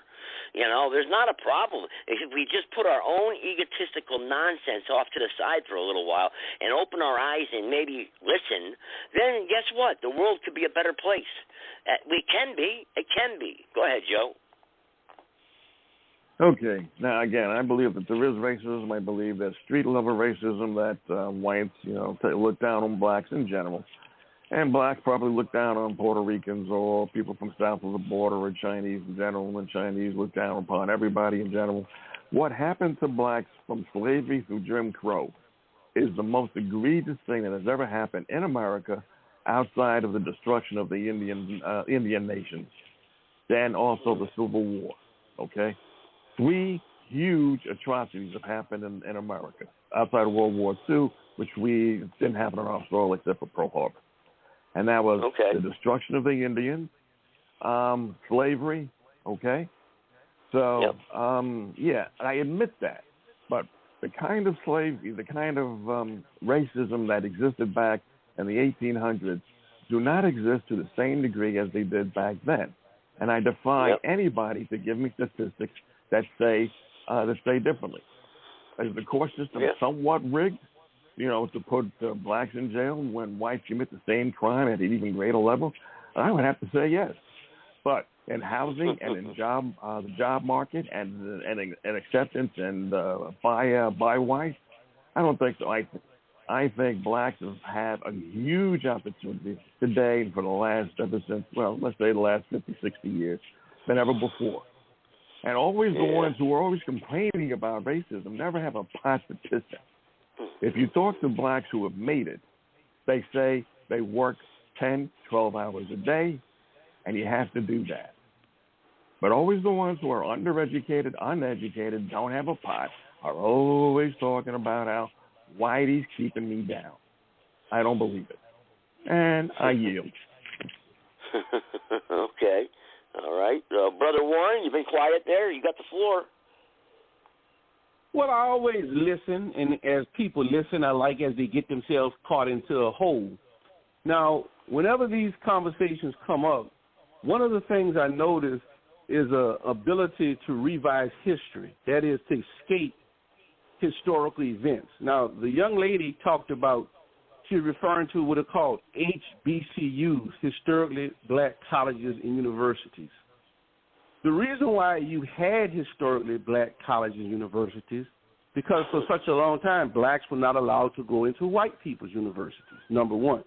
Number two, there is no policy, there is no law that prevents any white person from enrolling in the HBCU. In fact, I saw a video today of a young white lady who talks about her experience at the HBCU. In fact, in West Virginia, there is a school that was an HBCU, technically still is, but is majority white students attend that in Appalachian State, I think it is, in West Virginia.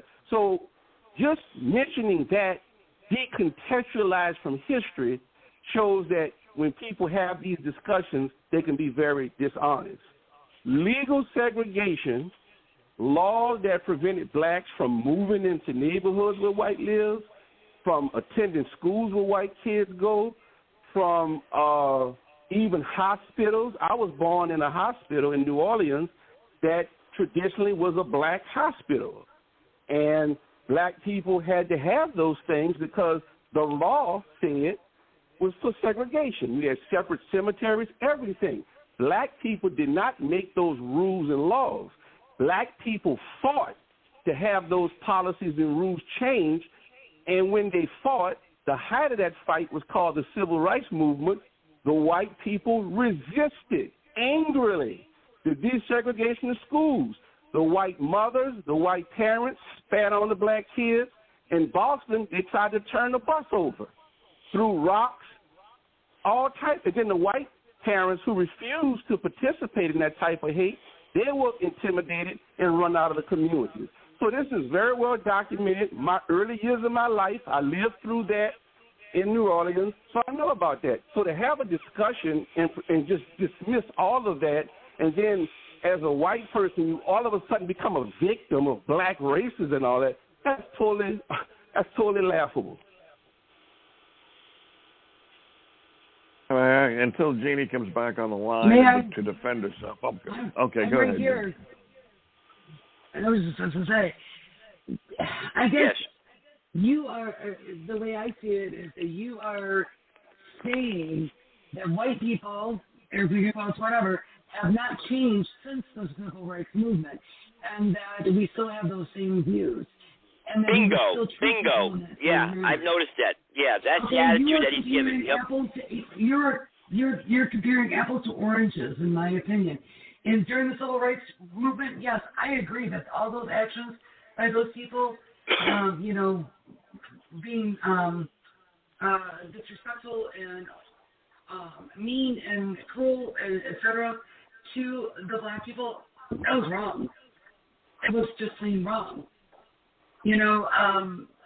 So what I'm hearing though is that we are the same as it was in the 60s, and that is false. So to assume that if we went back to a constitutional America, follow the Constitution, that slavery would have incurred again, that's a false narrative. It's a very false narrative. Yeah, I wanted to address that too. There are people. Let me make this point. There are people who articulate this redoing the republic who feel that any amendment after the 10th Amendment should be removed. And in the 14 and 15 amendments, it specifically addressed enslavement and so on and so forth. But there are people in this movement of redoing the republic that think those amendments should be taken away. So yes, black people, and I'm safe, and I'm sure I speak for the vast majority of black people in this country. When black people hear that type of talk, they hear a not so sophisticated way of saying we need to go back to the old days when we as white men were in charge fully and completely. Okay, well that is, I believe, the minority, not the majority. No, he's right. The majority. I don't know about the majority either, Gene, but about, let's say, 50%, 45, 55. It's pretty close. Yeah, I mean, if you go, see, you don't go to a lot of black shows on Beats AR. I have over the years, and that's the thing, too.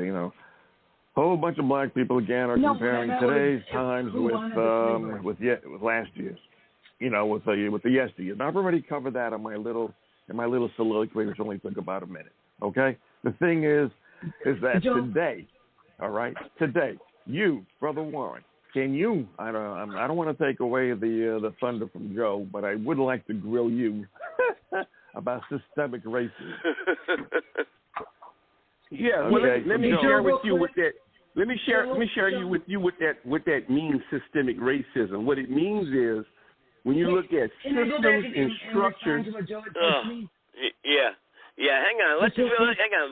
Go ahead. You can answer. Go ahead. She got kind of stepped on there, but go ahead. Okay. The term. Warren. Hang on. Let the female respond back to you. Yeah, please. Okay. Go ahead, ma'am. Joe, what I meant by the minority wanting that was I meant the minority wants those amendments removed, not that the minority of blacks feel that way.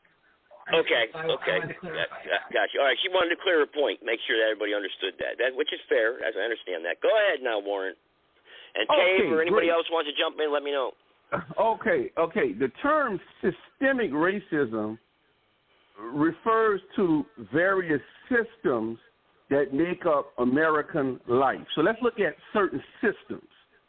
Financial economic system, that's one system. That's a very important system. So let's talk about home ownership, okay? It is very well documented in various studies. You can see this yourself, that black people are denied loans for homes at even with good credit, with excellent credit, are denied loans to purchase a home at larger rates than white people.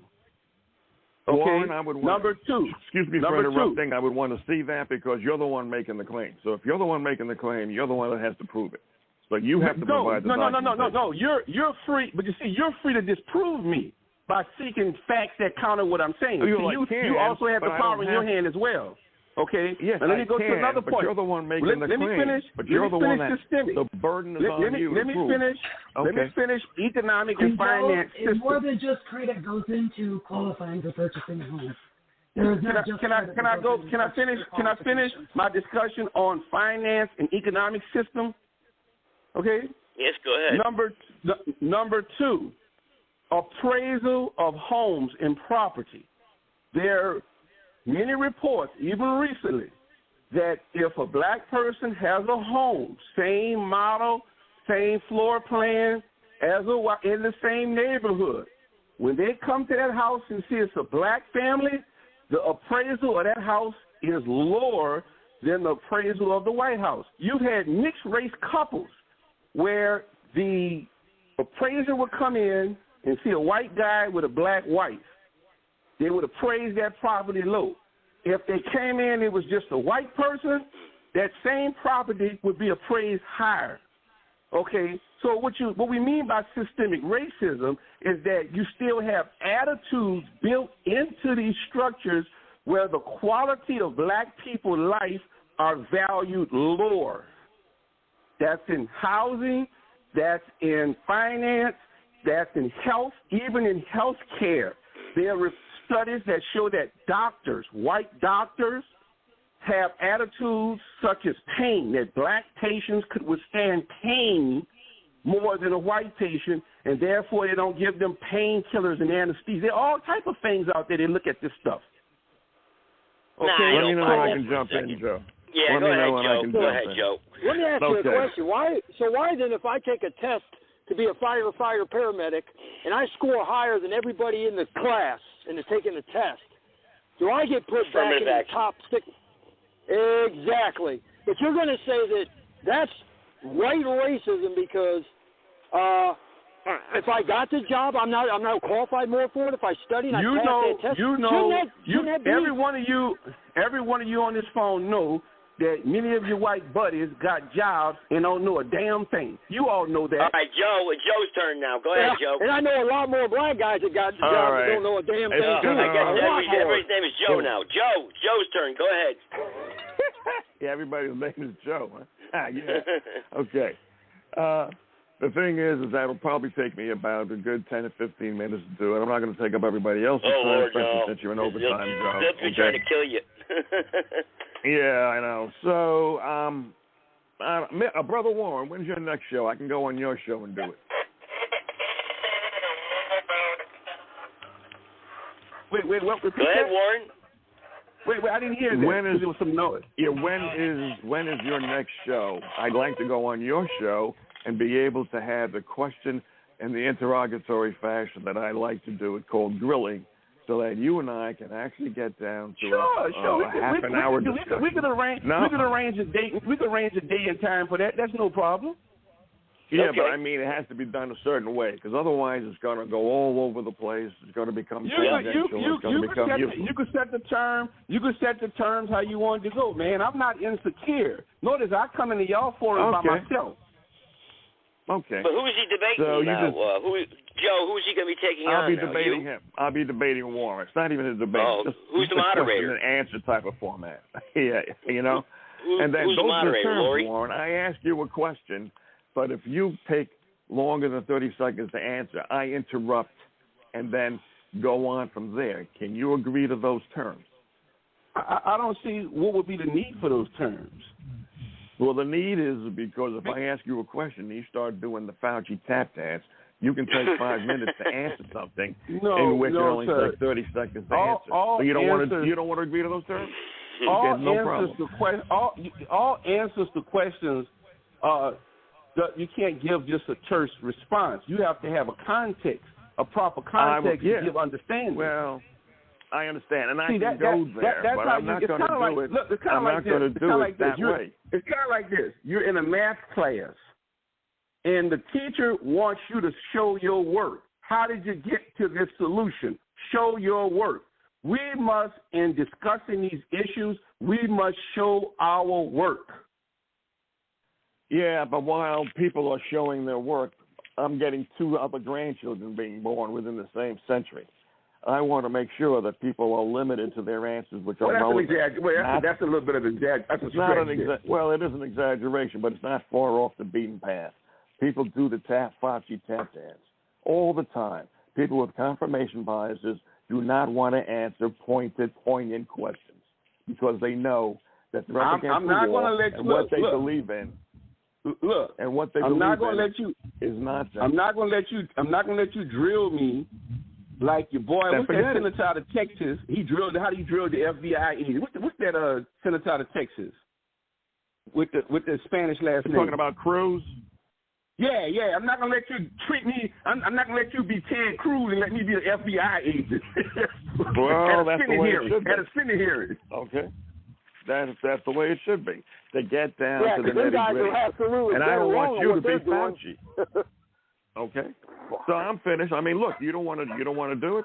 We don't have to do it. No, well, I don't think those terms. I don't think the terms are fair. I don't think the terms are fair. It's never fair. What I find is when people don't want to hear an explanation, they're afraid of facts, and they're afraid the details of the discussion gonna knock them off the track. You see what I'm saying? To facts. My form of questioning leads to facts in a lot quicker fashion. Give me an example. Okay, let's do an example. Let's do a run through. Okay. Give me an example. Okay. Systemic racism to you're talking about the economic conditions, the housing, the legal conditions.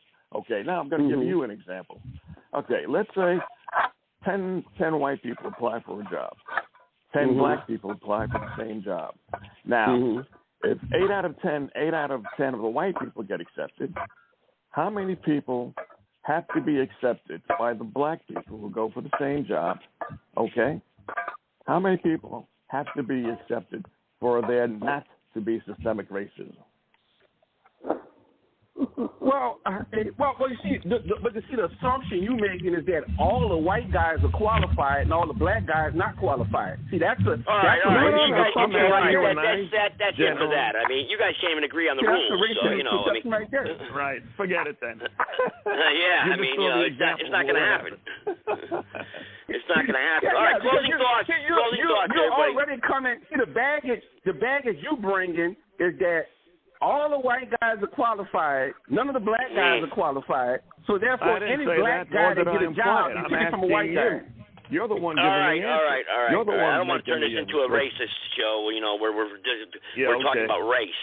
We're talking about government and the corruption of government that's enslaving us all, and we always turn this tide back to the race card. I mean, this white versus black. Let me interject in there. Here go the problem. That's a good observation you made, but here goes the big elephant in the room. Are y'all ready for it? Yeah. Okay, the big elephant in the room of these discussions of corruption, government corruption, corporate enslavement, is the working class whites side with the corporate class against working class black people. So the idea is this: if government gives anything, and if black people get some of it, we don't want it. No, that's totally ridiculous. Oh my God! That's what the Republicans. Yeah. The Republicans have represented big business, and where the Republicans have been successful since the Nixon era was to move working class whites to that agenda. Are you ever going to get out of the World War II era? Oh, Lord. 810. All right, closing thoughts, everybody. We'll go down the line here. Closing thoughts here, everybody. And then I'll play, at the end, I'll finish playing one more clip of this Republic, because I think that's the one with the military. I'm not sure.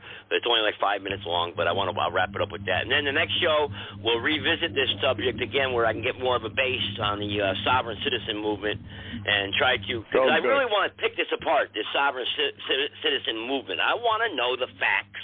I want to know what the facts are, and really, where's it heading? Is this the right way to go when we're attacking lawfully the government, or is it just a joke, like the flat earth thing, I mean, what's going on? I want to know the truth, and that's what I'm out for, the truth. So closing thoughts. 323, you first. Okay, after the show, do you want to call me? Yeah, I bet it's best that you call me, because I can't get to you. Okay? Yes, sir. Don't forget my number. Stop there on the switchboard. All righty. All right, 810, go ahead. Well, any my thoughts? Closing thoughts is similar to my closing thoughts are similar to what you just said. It's like when we talk about the actual problems that our country faces, it always ends up being a race talk. The race card gets played. Instead of looking at us all as equal individuals. Why? I wish I had an answer for you. I don't know. But the problem lies with the powers that be. And there's people that always vote the same way they always vote, no matter what's going on, instead of researching the candidates to see who, aligns better with their views. And they wonder why they keep getting the same things they always got. Because they keep voting the same way they always did. And it's proven in New York, Chicago, I mean, those areas in Southern California, they're constantly voting Pelosi's and Schumer's and Sanders. And they wonder why things are getting worse and worse and worse. I know. So, you're right. Until people wake up and actually start voting for our republic, it's not going to change. You're not going to see anything better, anything change. And that's why, not to cut you off, but that's why one of our shows coming up here on Tuesday night, 7 p.m., we are coming with solutions. I want everybody, and then that's what we talked about the other night, is where everybody's coming to the table with their solutions. No debating. We don't have to go over everything that's wrong with America. We know what's wrong. We know we're going to die. We know this, whatever. We need to come up with solutions. What can we do to have solutions that work together on Blog Talk Radio, on the streets, wherever we can work together? We can work together to fix this, because talking about it is good, but we got to start putting these words into action, So, 330, go ahead. Dave, you got the floor. Yep. Well, Warren just sat and said that he didn't want to be talked to like Ted Cruz talks to the FBI. Well, the problem with that right there is the FBI is wrong.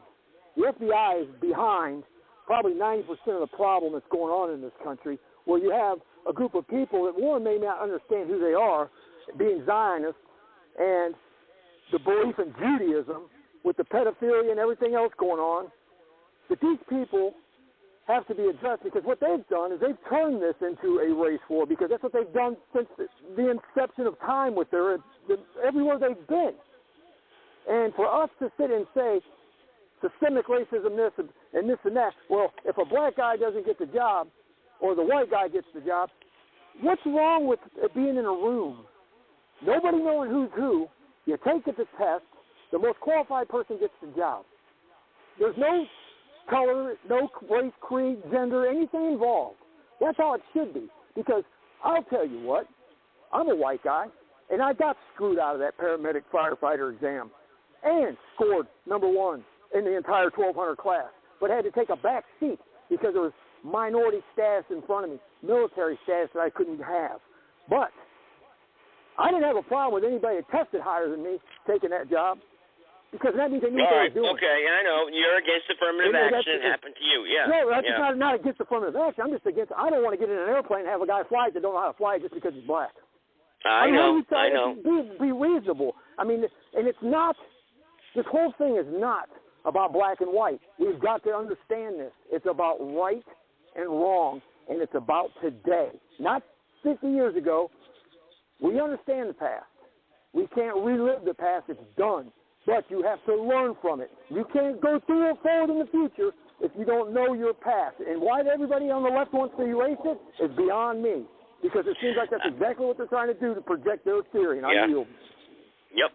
You're absolutely correct. Okay, who's left there? Private caller? Well, Warren's left. Go ahead, Warren. You got the floor for a couple minutes. Go ahead. Yeah, one of the greatest contributions I think Marxists and socialists bring to the discussion is what is called class analysis. Class analysis. And I think what is missing from discussion in American history is classism. And when you look at how working class and poor whites have been abused by wealthy, rich whites, but their attention have been diverted from looking at them on other people. So I do think Marxists/socialists bring an honest discussion when he analyzed class distinctions. And let me give you an example. There was a time in this country where wealthy whites felt that poor whites shouldn't be allowed to procreate. So they started sterilizing the women in these places like in Virginia, Tennessee, and Kentucky. Now, you would think that after having discovered this, that these working-class poor whites would become so angry at these wealthy whites, they'd declare war against them. But they did not. Their anger and frustration have always been vented out against black people and other non-white people who didn't do those things to them. The preoccupation, the preoccupation with patriotism, Constitution, Republic, these are all little terms that I think many people hide behind. They don't really understand that if you would have gone back and met the Founding Fathers, each one of you, they would have looked down on each one of you. You would have been considered a different class from them. They would not have believed you would have had the right to even vote for the president. That's why the Electoral College came into being. So a deep state, the Founding Fathers were a deep state before the word deep state came out, can select the person to be president. So it's a lot of missing historical information in your what you think you understand about what's going on today. And I think it's very unfortunate. It's very unfortunate. Yeah. Let me say this, and let me say this last thing here. I want you guys to look up. I want you guys to look up Fred Hampton. Fred Hampton was the Black Panther Party leader in Chicago who was killed by the police.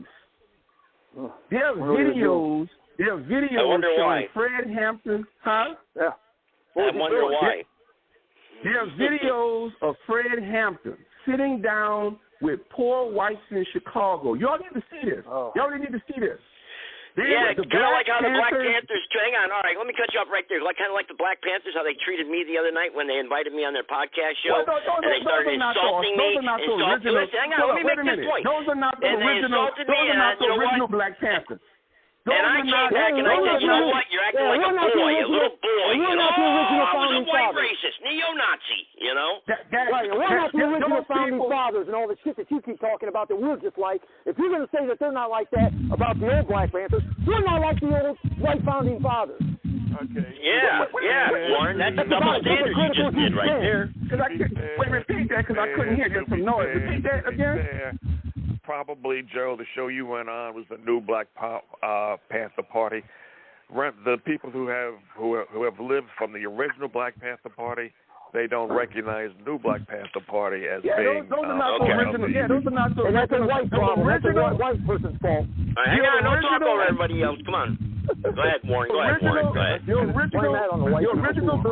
The original Black Panther Party members work with white people. Okay. In Chicago, Fred Hampton was sitting down with the white gangs in Chicago. Y'all should see the video footage. Okay. We'll take a look at it. I will take a look at it. Okay, I promise I will. But I don't want to hear it from you. There was you a tell me to lot look of at white it. solidarity. There was a lot of white solidarity with the Black Panther Party. Okay, all right. I don't know that, but I'll look into that. One more point. You've got your own show. I know. My goodness. Go ahead. One more point. Okay. One more point. Thank you. One of Martin Luther King's last projects he was working on was a poor people's campaign. He was in Appalachia talking to poor whites. He was talking to Native Americans. He was talking to migrant farm workers. But the elite powers did not want that to happen because they knew. Why can't you say that word? Why can't you say Jew or Zionist? Why is everybody scared to say it? Say what? Why is everybody scared to say who's behind all the same shit? All right, I don't want to get into an argument about the Jews. All right, I want to get into an argument about that. We're going to call them. No, I know, but I don't want to get into a debate with Brother Warren about it. You know, I don't want to do that. When people want to talk about, they want to say the elite people, the elite. Call them what they are. You still have to provide proof yourself, Mike. If you're going to say that the Zionists are the ones in charge of the world, you have to believe in something. You have to have evidence. Again, you have to have evidence. Everybody has to have evidence. You believe in the Freemasons? Yeah. I'd like you to talk about the Founding Fathers. I'm going to tell you what, Benjamin Franklin was one of the worst people, I think, that if you really got down into studying him. But Dave, you were just talking about here and now. Now you're reverting back to the past. Yeah, but I'm saying everybody wants to keep talking about the Founding Fathers. Everybody's based on the Founding. Okay. I'm not based on the Founding Fathers. I don't support that. All right, guys. I know. I agree with you, Dave. I agree. I just don't want to turn it into a shouting contest at the end with everybody yelling over each other. It's just everybody just starts yelling, and it just gives me a headache, man. After I mean, literally. If we're going to talk just about people or certain things, we're going to talk about. Well, we got to start. We're going to have to start muting everybody, just opening up the phone lines one by one. I mean, because there's no order. Problem. You can't address the problem if you don't call it out by its name. That's all there is to it. I agree. No matter what I agree. It is, if it's anti-Semitism, if that's what they believe it's called, then that's what it is. And if it's racist, it's racist. But we if agree. It's the problem, it's the problem. I agree. One thing I've noticed here, can I do my closing thought? One thing I've noticed with all the podcast shows is that everyone is becoming repetitious. They're saying the same thing over and over and over and over. They'll try to make a point, and they'll go all the way around the block 8 times just to say that point. It's an item. Come on, guys. Come on. We're trying to come up with solutions here. Can we get to the point and come up with good solutions? Stop the race cards crap, too. I mean, it's just ridiculous. I don't believe it's going to be a race problem. I don't have a race problem. I'm an Akron 50-50. I know, but what we have a problem is right and wrong. My major thing is that anybody who makes any kind of claim about any situation, any topic, any issue, should have evidence to back it up. Otherwise, why are they believing in their particular ideology? If you're not believing, if you are believing in what somebody read, have you researched what that person is, who that person is, what they're about, and where they got their information from? Otherwise, everything let's do this, Joe. Guys, let's do this the Democratic way there, or the Republic way, or whatever. Let's do a vote here. All right. Who wants to, what do you want me to play here at the end? Let's see. You want me to play just something quick, or you want to hear the Republic part? Joe, you yes or no? Republic? Me, I'm always for something quick. I don't care. If it's 5 minutes or less, it's cool with me. All right, because we've been on for a while, and I appreciate everybody hanging around. I do. 810, you want something quick? I don't care. She's easy going. I like that. All right. Cave, what do you want? Something quick? Hey, make it something quick, because Joe's waiting on you to call him. Yeah, you're right. Warren, something quick, right? You're right, Cave. Thanks a lot, man. Hey, he looked out for you, huh? What the hell am I going to play here? Something quick, man. What am I going to play? You guys want the George Carlin again?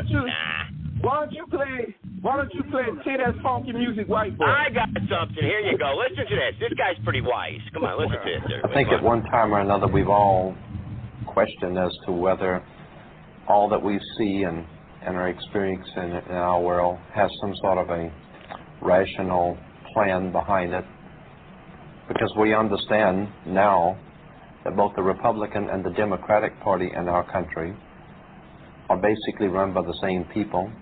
The same money finances both sides.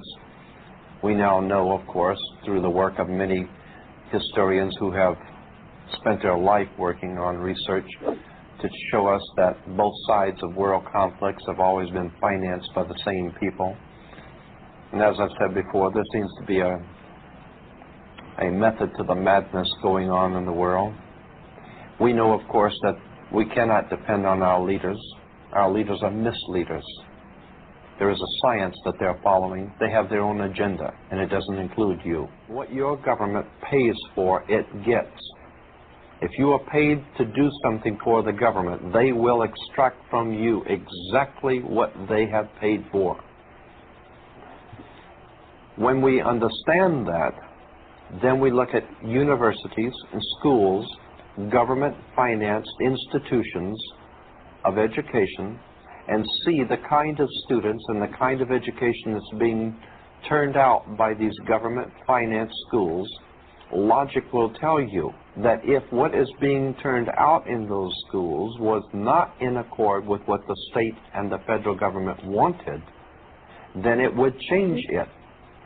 The bottom line is that the government is getting what they have ordered. They're getting what they have paid for. They do not want your children to be educated. They do not want you to think too much. That is why our country and our world has become so proliferated with entertainments, mass media, game shows, television shows, amusement parks, drugs, alcohol, and every kind of entertainment to keep the human mind entertained so that you don't get in the way of important people by doing too much thinking. You had better wake up and understand that there are people who are guiding your life and you don't even know it. And all American citizens, I think, have suspected something like this is going on. But we're all too busy trying to stay alive and live our lives. And after all, what can one person do about it? This is the most powerful government the world has ever known. They had the ability to get a hold on Adolf Hitler 50 years ago. He had a standing army, the greatest navy, air force, military, secret underworld organizations operating throughout the world. But this government got a hold on Adolf Hitler because it chose to and it wanted to. And if you do not pay your income taxes, they will find you if you go to the Amazon jungle, and they will make an example of you. They will find you and they will deal with you, and you know it. But for some reason, they're unable to get a handle on drugs and the crime in the streets for some reason.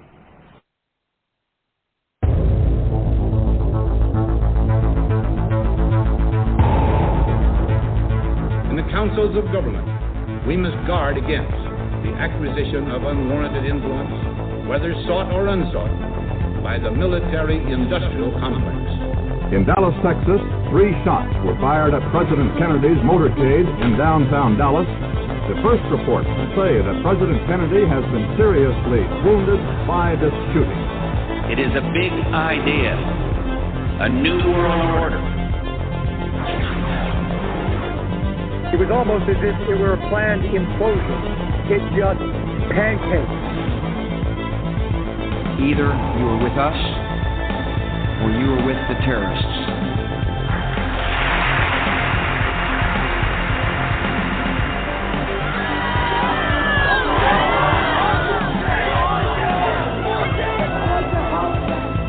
But I also believe that a lot of gun owners would agree that AK-47s belong in the hands of soldiers, not in the hands of criminals.